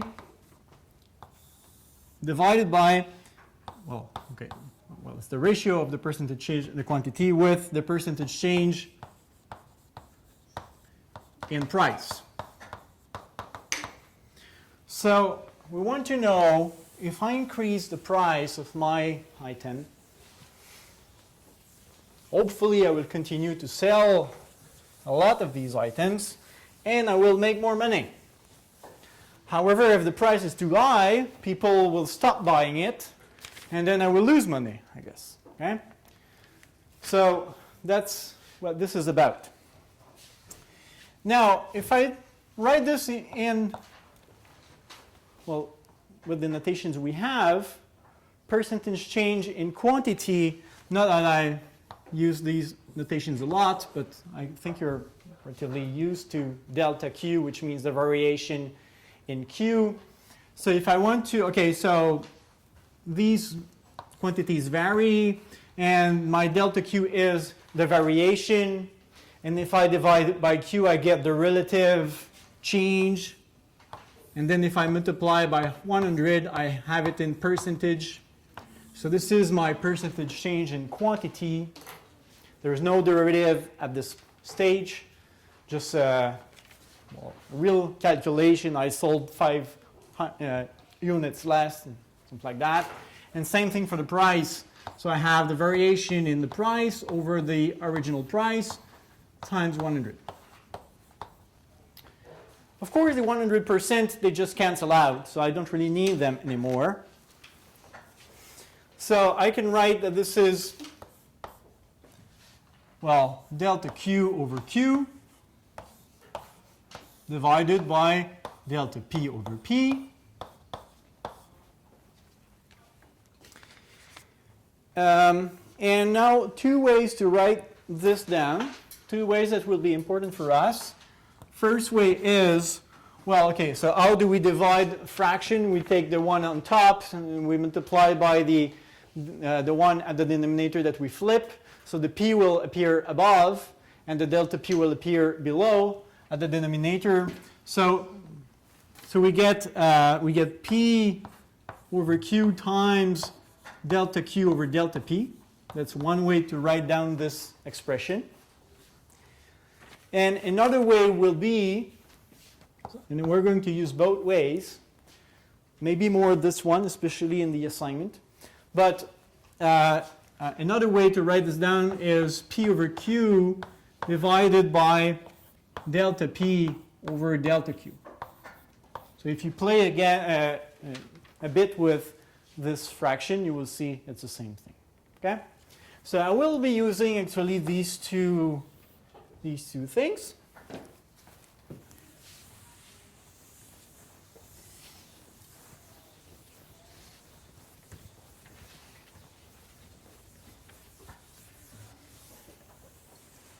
Now, if you remember when I tried to convince you that the derivative of a function evaluated at a certain point is, well, gives an estimation of the variation, and here we have variations.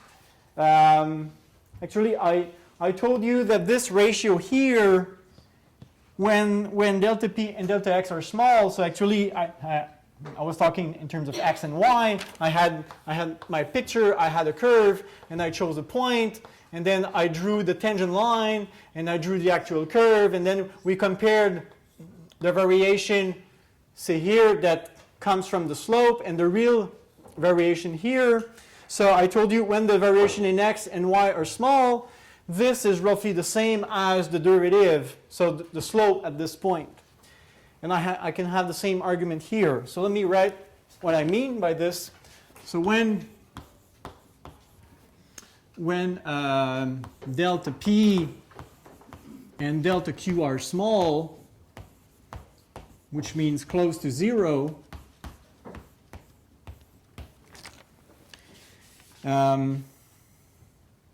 we get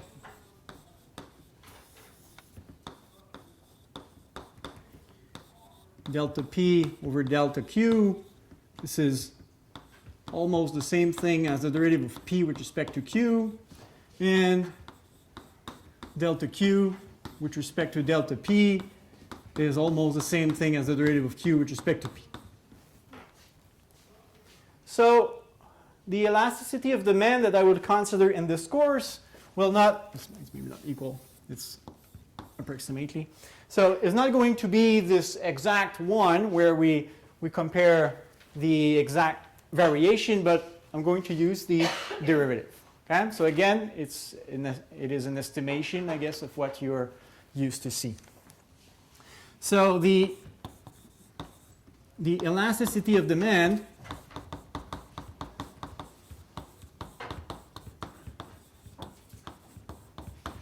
is, and I don't know if it's a standard notation or if it's just in this textbook, but it's the letter eta.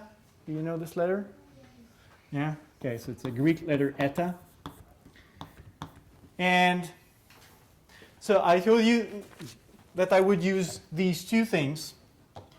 So if I write this guy using this, so my delta Q over delta P is the derivative of Q with respect to P, I can say, okay, my eta is P over Q times the derivative of Q with respect to P. And if I prefer to use the other one here, where I have delta P over delta Q, and I can write the derivative instead, I get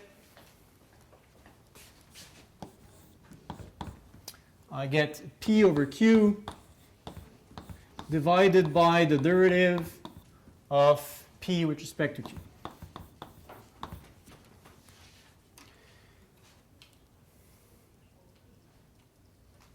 So sometimes I will use this one, sometimes I will use this one. When exactly? Well, this derivative here is the derivative of Q with respect to P. So if we know Q in terms of P and we differentiate, this expression here is given in terms of P. So maybe I can, sorry if I erase, but maybe I can say that this expression is more when we want to compute eta in terms of P. And this one here, the derivative of P with respect to Q is given in terms of Q. So it's more when we want to compute eta in terms of Q. Okay? So we have the choice.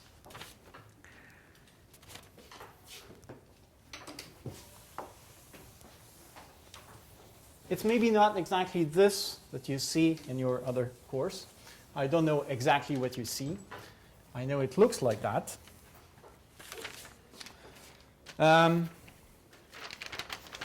And let me list a couple of observations or remarks, and you will see why it's not exactly the same thing as what you're used to see.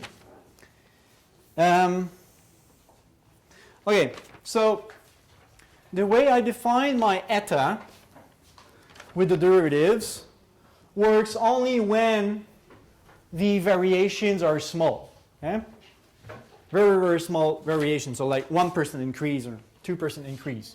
So my eta is actually approximately what I really said at the beginning. So it is an estimation of the variation in Q over the variation, well, in percentage in P.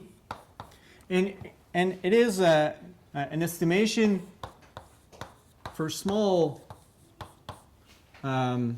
variations.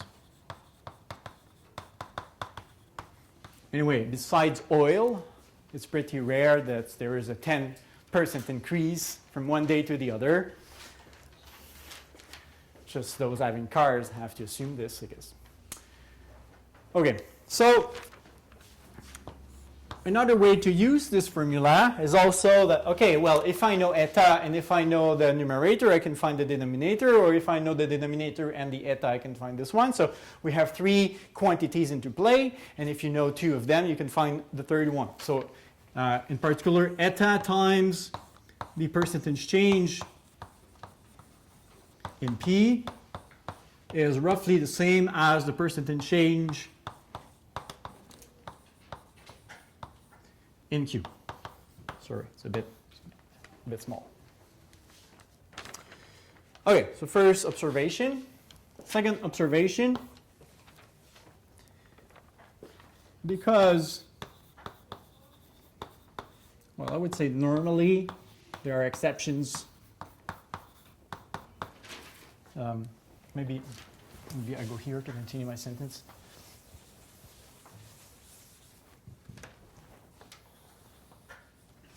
Normally, the quantity that the customers are ready to buy, my arrows are for increases and decreases. So the quantity decreases when the price increases. So if something becomes too expensive, people will buy less. And on the other end, people might buy more when the price decreases. I said normally. I guess Apple is an exception to this. They can charge the price they want, and we buy iPhones. I don't have an iPhone yet.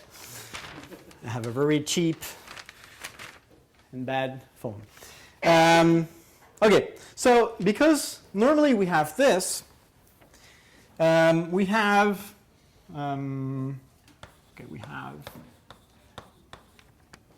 what is the sign of this? The sign of this derivative? Negative? Negative, yes, because this is like a slope, okay? So when Q increases by 1, okay, when Q increases by 1, if people buy more, the price goes, well, actually it's not, well, yeah, there is a relation, but, okay, so when Q increases, P decreases, so the slope is negative, okay? So we have this is negative. And also, the derivative of Q with respect to P, I guess it's easier here to see. If P, which is your X, if you want, if X increases by 1, so if P increases by 1, people will buy less. So this is also negative, okay? Which means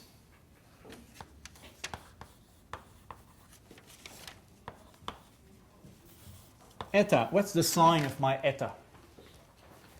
My eta is price, which is positive, over quantity, which is positive, times something which is negative. We're here, positive, positive, divided by negative. So my eta is negative, which I guess is not what you see normally in your other course. So if I'm not mistaken, tell me if I am, but your eta is normally positive, right? So the difference is that if you want to get your eta, your normal eta, I guess, you have to take the absolute value of the eta we compute here. And when I prepared the assignment number 4 last night, I looked on WebWork because I have a list of questions, and then I read them and I try to find relevant questions. They were asking for the elasticity of demand, and I tried the problem and I got it wrong because actually they were looking for a positive result. So I changed the statement of the questions, at least I can do that, and then I wrote find the absolute value of the elasticity of demand, okay? So if you apply what I just erased, you will get a negative number, so erase the negative, okay? That's what it means. If you want to have your answer right. Finish at 4, huh? Yeah. Okay, so revenue is equal to price times quantity. At 4? At 4, yeah. Price times quantity. Times quantity. Which means R is equal to P times Q. Okay? Not a big surprise, I think. What do I get if I differentiate R with respect to Q here? So the derivative of R with respect to Q, P. With respect to P. I guess we we can get something similar with respect to Q. Okay, so with respect to P, I get the derivative with respect to P of P times Q, right? Kind of see white chalk on my nose. Maybe I'm wrong. Okay, so how can I differentiate this? I said times, right? It's a product. So I use the product rule. Okay? Product rule says derivative of the first expression, so derivative of P. So if I apply the product rule, I would say this is the derivative with respect to P. P is my variable here of P times Q plus P times the derivative with respect to P of Q. Right? What is the derivative of P with respect to P? 1. So 1 times Q plus P times I'm going to write the derivative of Q with respect to P in the lazy way, so I don't write it next to it with a parenthesis, but when it's just a letter, normally that's what we do. That's the way we write it. And yeah. And then I'm going to factor Q. Maybe you don't see Q in both terms. I will make this Q appear. So if I factor out Q, I have Q times 1 plus, well, there's no Q here, but if I want it to work, then I will have to divide by Q this way, times dQ over dP. That.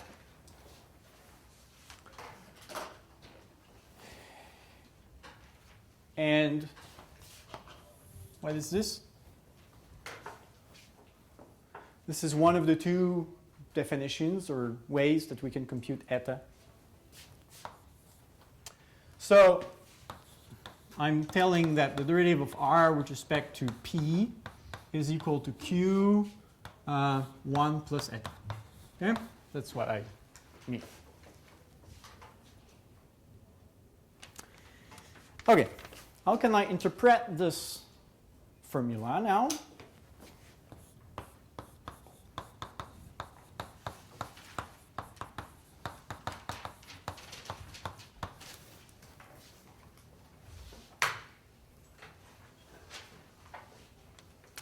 Okay, I can say, okay, let's see. The revenue increases when P increases. How can I translate this in terms of the derivative of r with respect to P? I mean, I don't know if my question is clear, probably not. What can I say about the sign of the slope of, well, or the sign of the derivative of r with respect to P when this happens? It's positive, because when the variable at the denominator kind of increases, the one at the numerator increases. So it's like you have your xy plane, and when x increases, y increases, right? So it's a positive slope. So I mean that, okay, the revenue increases when P increases, precisely when this is positive. So when dr over dP is positive. Which means, this is a if and only if, a strange arrow. Which means this is positive. So Q times 1 plus eta is positive.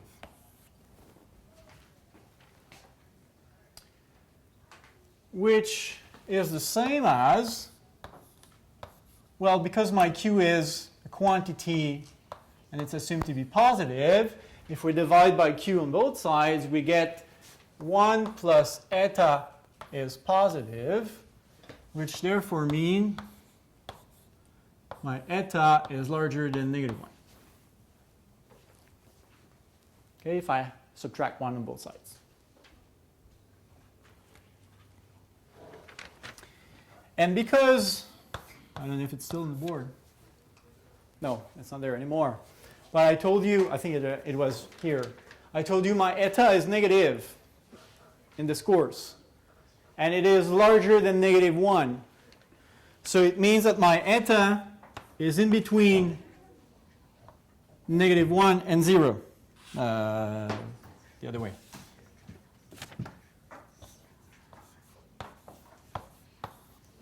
Okay? So if we compute the elasticity of demand, and this quantity turns out to be, well, in this course it's going to be always negative, except in the assignment on web work I asked you to compute the absolute value, so it's positive. But in the textbook, it's always negative. So if you compute your eta, and your eta turns out to be in between 0 and -1, you know that if you increase the price of your units, items, you should make more money. Okay? And it's an if and only if, which means that if you increase your price and R goes down, it means that this is not satisfying. So it means that R will be less than -1. Okay, so that's the meaning of the double arrows in math. It's if and only if. So this holds true if and only if this is true. So if this is false, this is going to be false. So if R, okay, so if you increase the price and R goes down, it means that N is less than -1. I'm going to write down what I just said in a table.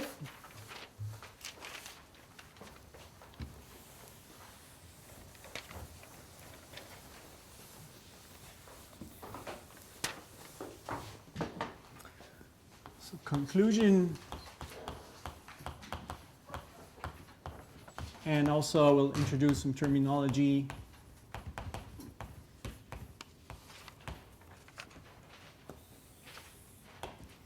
Okay, so we have two ways to write down eta. We have eta in terms of P, which is P over Q times the derivative of Q with respect to P. And we have eta in terms of Q. This is P over Q divided by the derivative of Q with respect to P.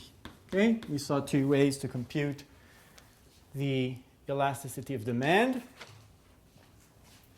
And I will have three situations. The first one is called inelastic. I will have unit or unitary. I think on web work it's more unitary. Okay, so inelastic is when eta is in between 0 and -1.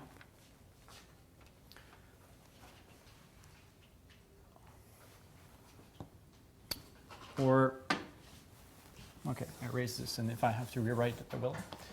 Or if you prefer, because we're talking about the absolute value also, it's when the absolute value is less than 1. Okay, so that's another way to think about inelastic situation. In this case, I have two more rows to put in my table. In this case, we said, okay, if eta is in between -1 and 0, R is going to increase when P increases. So I'm going to write this down. So if P increases, normally Q goes down, the quantity goes down, and this implies that the revenue increases. The other situation would be I decrease my price, then I will sell more, and we could play the same game as we played there, but the revenue will go down.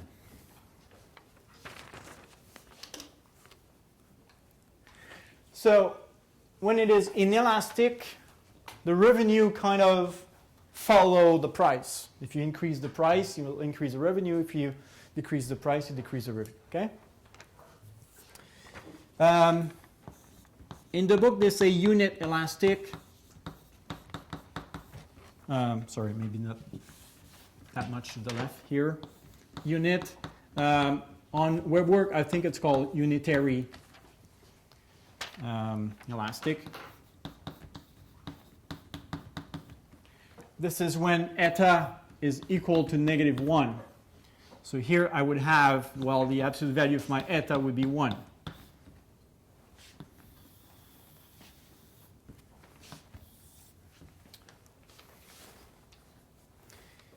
here, well, remember that my variations are really, really small.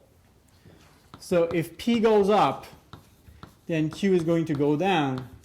And there will be no effect on the revenue. It will be stable. And same thing here. If you decrease just a little bit, you will sell a little bit more, and your revenue will stay roughly the same. And finally, we have the elastic situation. In this case, the eta is less than -1. So in terms of absolute value, the absolute value is larger than 1. And it's the opposite of what is here. So if P goes up, then, so if the price increases, then you will sell a bit less items, and actually less enough so that your revenue will go down. And same thing for the, well, actually the opposite for the other situation. If P decreases, Q goes up, and then R will go up. Okay? So I guess you have to learn a bit of terminology here. That's why I wrote terminology. My terminology was inelastic demand, unitary or unit, and elastic demand.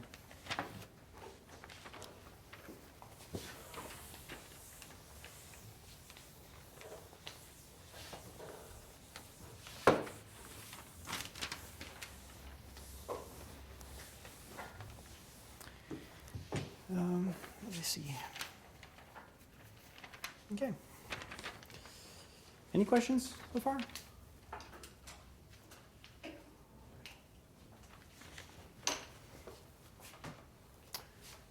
I guess you can remember this by heart, but maybe if you're like me, you have space to save in your brain.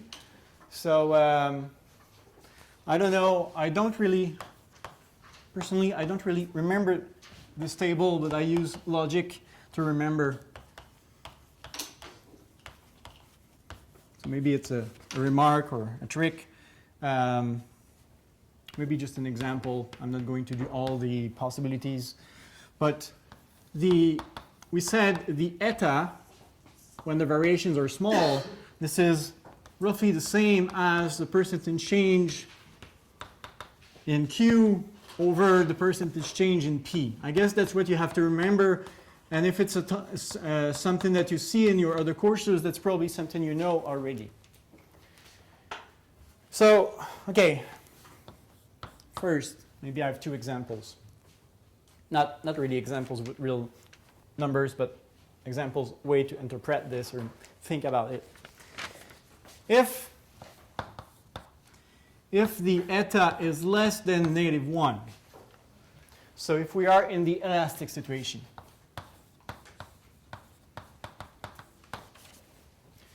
what is the meaning of this? You can think in terms of absolute values, I guess. It doesn't matter. So, well, okay, so if you want to think in terms of absolute value, this ratio is larger than 1.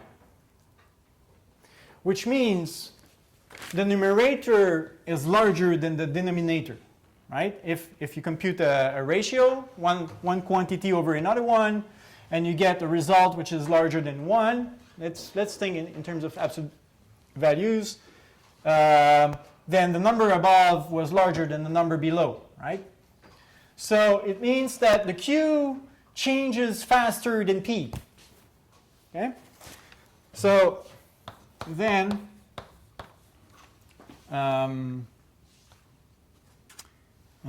Q, the quantity, varies faster than the price P. So if you increase your price,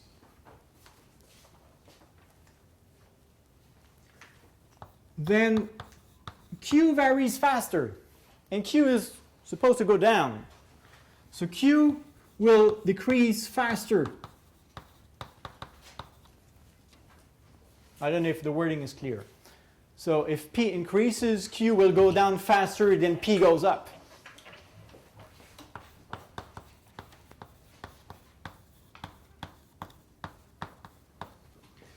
which means what? You will try to increase your revenue, but you will sell very less units. So actually, you will lose money. Okay? So, which implies a loss in revenue. Because the quantity goes down too fast for the little increase in the price. And on the other end, if you have your eta, which is in between -1 and 0, so if you are in the inelastic situation, and again, think in terms of absolute values, it means that the number you have there is less than the number you have here, because the ratio is less than 1, or in between -1 and 0 here. So it means that this number here is larger than this one. So if P varies, Q will vary more slowly. So you will be able to make money if you increase P. I read this down. So then Q varies slower than P. I'm not sure if my English is pretty good here. Sorry if it's not. So if P goes up, then Q will go down, but not as fast as P.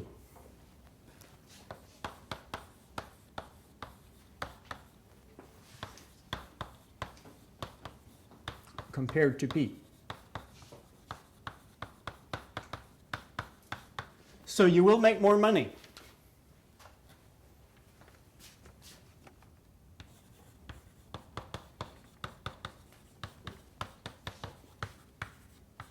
A gain in revenue.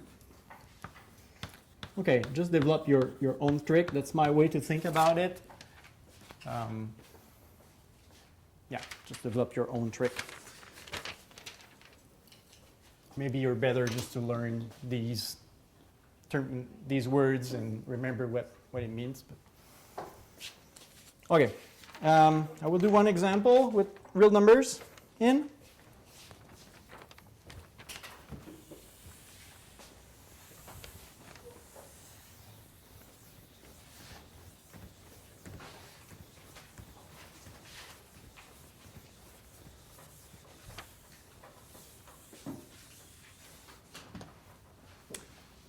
I've been a bit lazy for this example. I stole a problem from the book. It's pretty rare that I do this.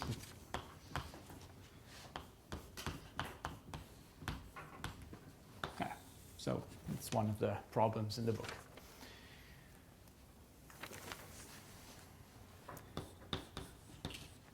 The demand equation for a product is Q equal to 60 divided by P plus ln of 65 minus P cubed. A.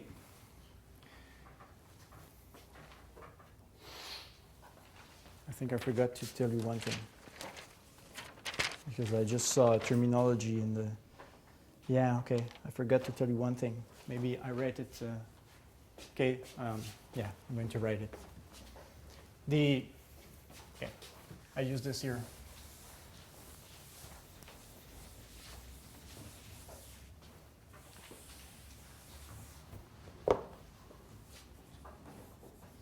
This is, I told you this. This is the elasticity of demand. And this one here, I think that on web work it's just called the elasticity. But in the book they call this the point elasticity. Actually it's not exactly the same thing. So in the book it's called the point elasticity of demand. So if you see this wording, don't be surprised. But in the exercises that I chose for the assignment 4, It's really this guy that you have to compute. Okay, so you have to use the derivatives. Okay, so I come back to here. So determine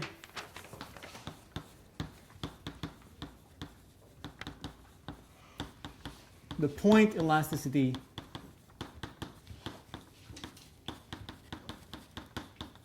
of demand when P is equal to 4. Classify the demand as elastic, unit elastic, or on web work it would be unitary elastic, or inelastic at this price level.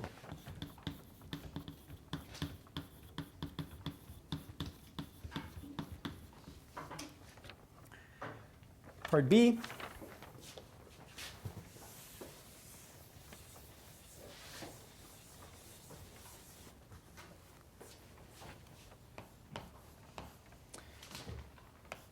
If the price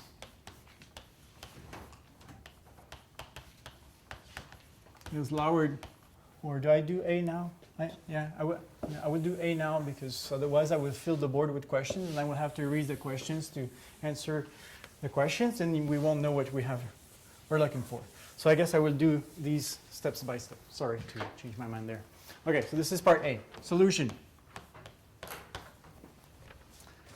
Okay, so I have to find eta, the point elasticity of demand, when P is equal to 4.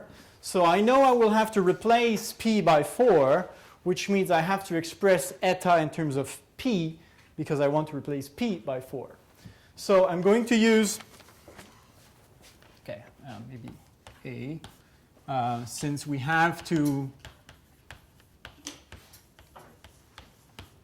replace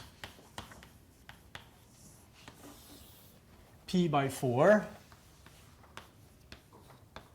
And another, I guess, relatively good reason would be, well, because Q is already expressed in terms of P, we will express eta in terms of P. Okay, that's what I'm going to write down. We will express eta in terms of P.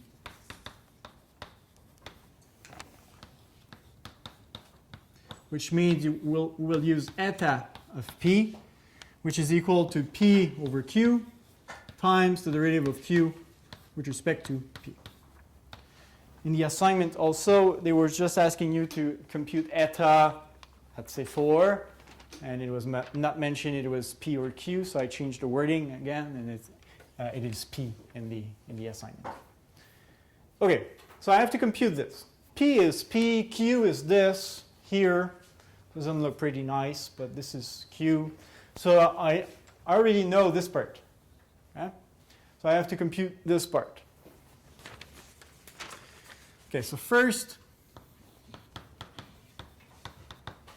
the derivative of Q with respect to P, so the derivative with respect to P of 6t over P plus ln of 65 minus P to the power 3.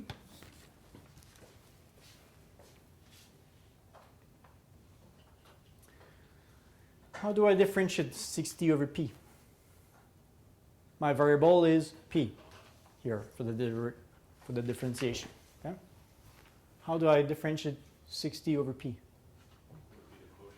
Quotient rule is one option. I prefer another option, but it would work. The exponent. So personally, I prefer to see this as 60 times P to the power negative 1. But the quotient rule works also. But that's just my preference. I prefer to see this as 60 times P to the negative 1. But if you like the quotient rule, use it. Okay? All the rules are compatible. If you use them properly, your answer should be correct. So, personally, I prefer this, so I drop the negative 1 in front. I get negative 60p to the negative 2, which is 60 over p squared, plus the derivative of ln 65 minus p cubed. My rules are already already there, or still there. The derivative of ln, because ln is a log base e of an expression, is 1 over the expression times ln of the base. Ln e is 1 here, times the derivative of what is inside. So here it is 1 over 65 minus p cubed times the derivative with respect to p of 65 minus p cubed. I did not write here times ln e because times ln e is 1. Okay? So we get 60 over p squared plus the derivative of 65 minus p cubed is 0 minus 3p squared. So say minus 3p squared over 65 minus p cubed. Would it be negative 60 over p squared? Negative 60. If No. No. Negative 1 applied to it, didn't it? Oh, yeah. Thanks.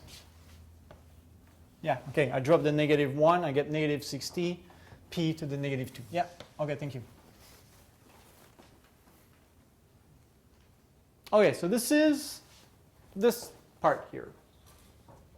And this p is p and q is this. So it doesn't look pretty nice. But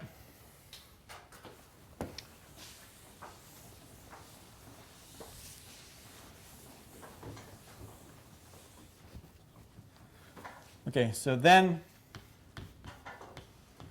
my eta is p over q. Q is 60 over p plus ln of 65 minus p cubed times what we just computed, minus 60 over p squared, minus 3 p squared over 65 minus p cubed. And now I'm asked to replace p by 4. When p is equal to 4, eta of 4 is, do you mind if I don't replace p by 4 everywhere? Okay, that's what you do. You put 4 there, 4 there, 4 here, 4, 4, 4, 4 everywhere. You take your calculator, and especially if you use the calculator I will provide, you swear a little bit, you compute it again and again, and eventually you get negative 13.8.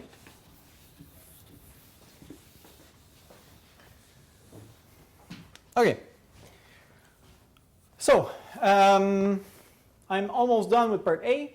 Part A was compute this and classify the situation in elastic, unit elastic, or, well, did I say elastic? I don't remember what I said. Elastic, unit elastic, or inelastic. This is what? This is elastic, okay? Because, okay, so remember when you do the problems in the textbook, your answer will be negative. If it's not a minus, you probably made a mistake. Again, except if it's a problem about Apple, I guess. But you should get the negative. And on web work, just remove that negative, okay? Because I asked for the absolute value. Okay, so here the demand is elastic because the absolute value of eta when p takes a value 4 is larger than 1. This is part A. Part B.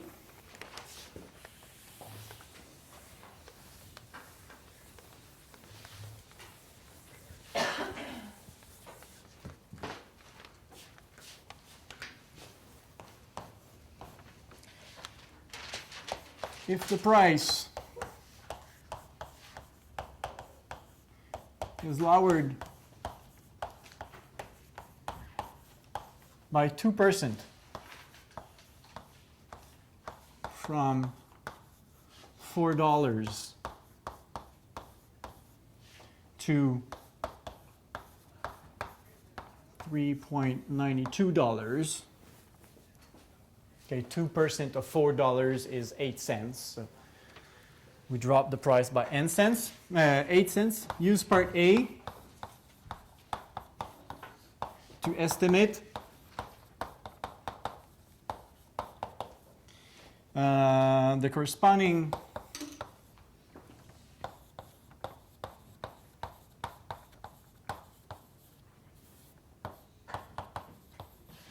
percentage change in quantity sold.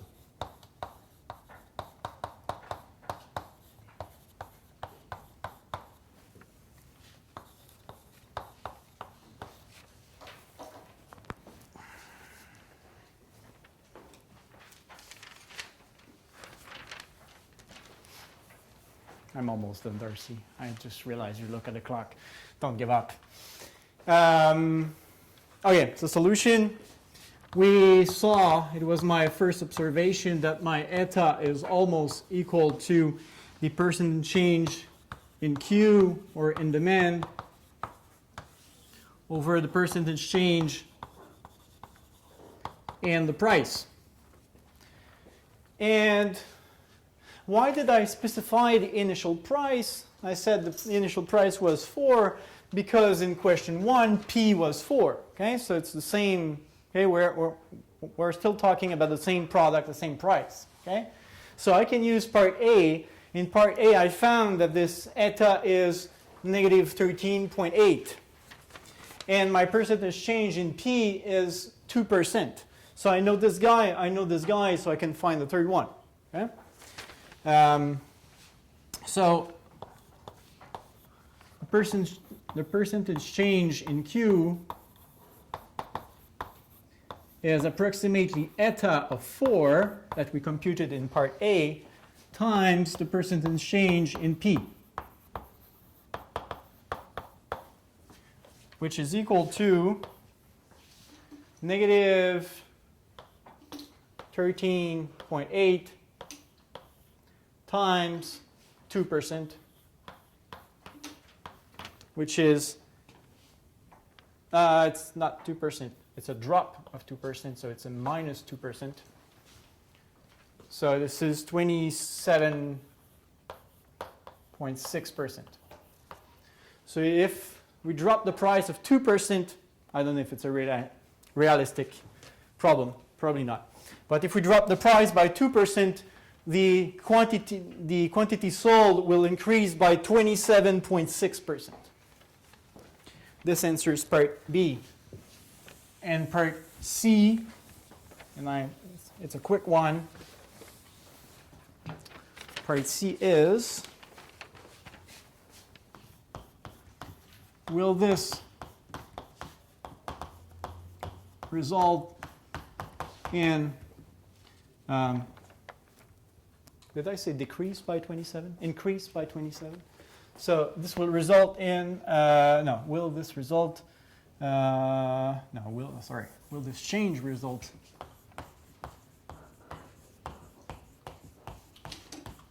in an increase or decrease in revenue?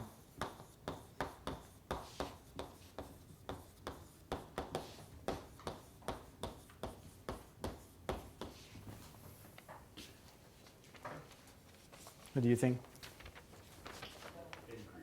Increase. Actually, you see the price has dropped by only 2% and you will sell much more. And you can look at the table also that I put on the board. It is an increase. When the situation is elastic, the revenue does the opposite than the price. So if you decrease the price, the revenue will increase. So the revenue will increase since the demand is elastic. Actually, the quantity varies much faster than the price is elastic.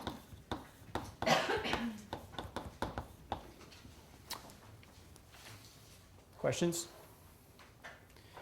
You can, I think I forgot to tell you what practice problem you could do. So let me just have a look at my long list and I'm done after. You can do practice 11.5, 12.1 part 3, 12.2 part 3, and this elasticity of demand is 12.3. And I think that's it. We're done? No questions? Have a good weekend. We have the third of these semester completed already.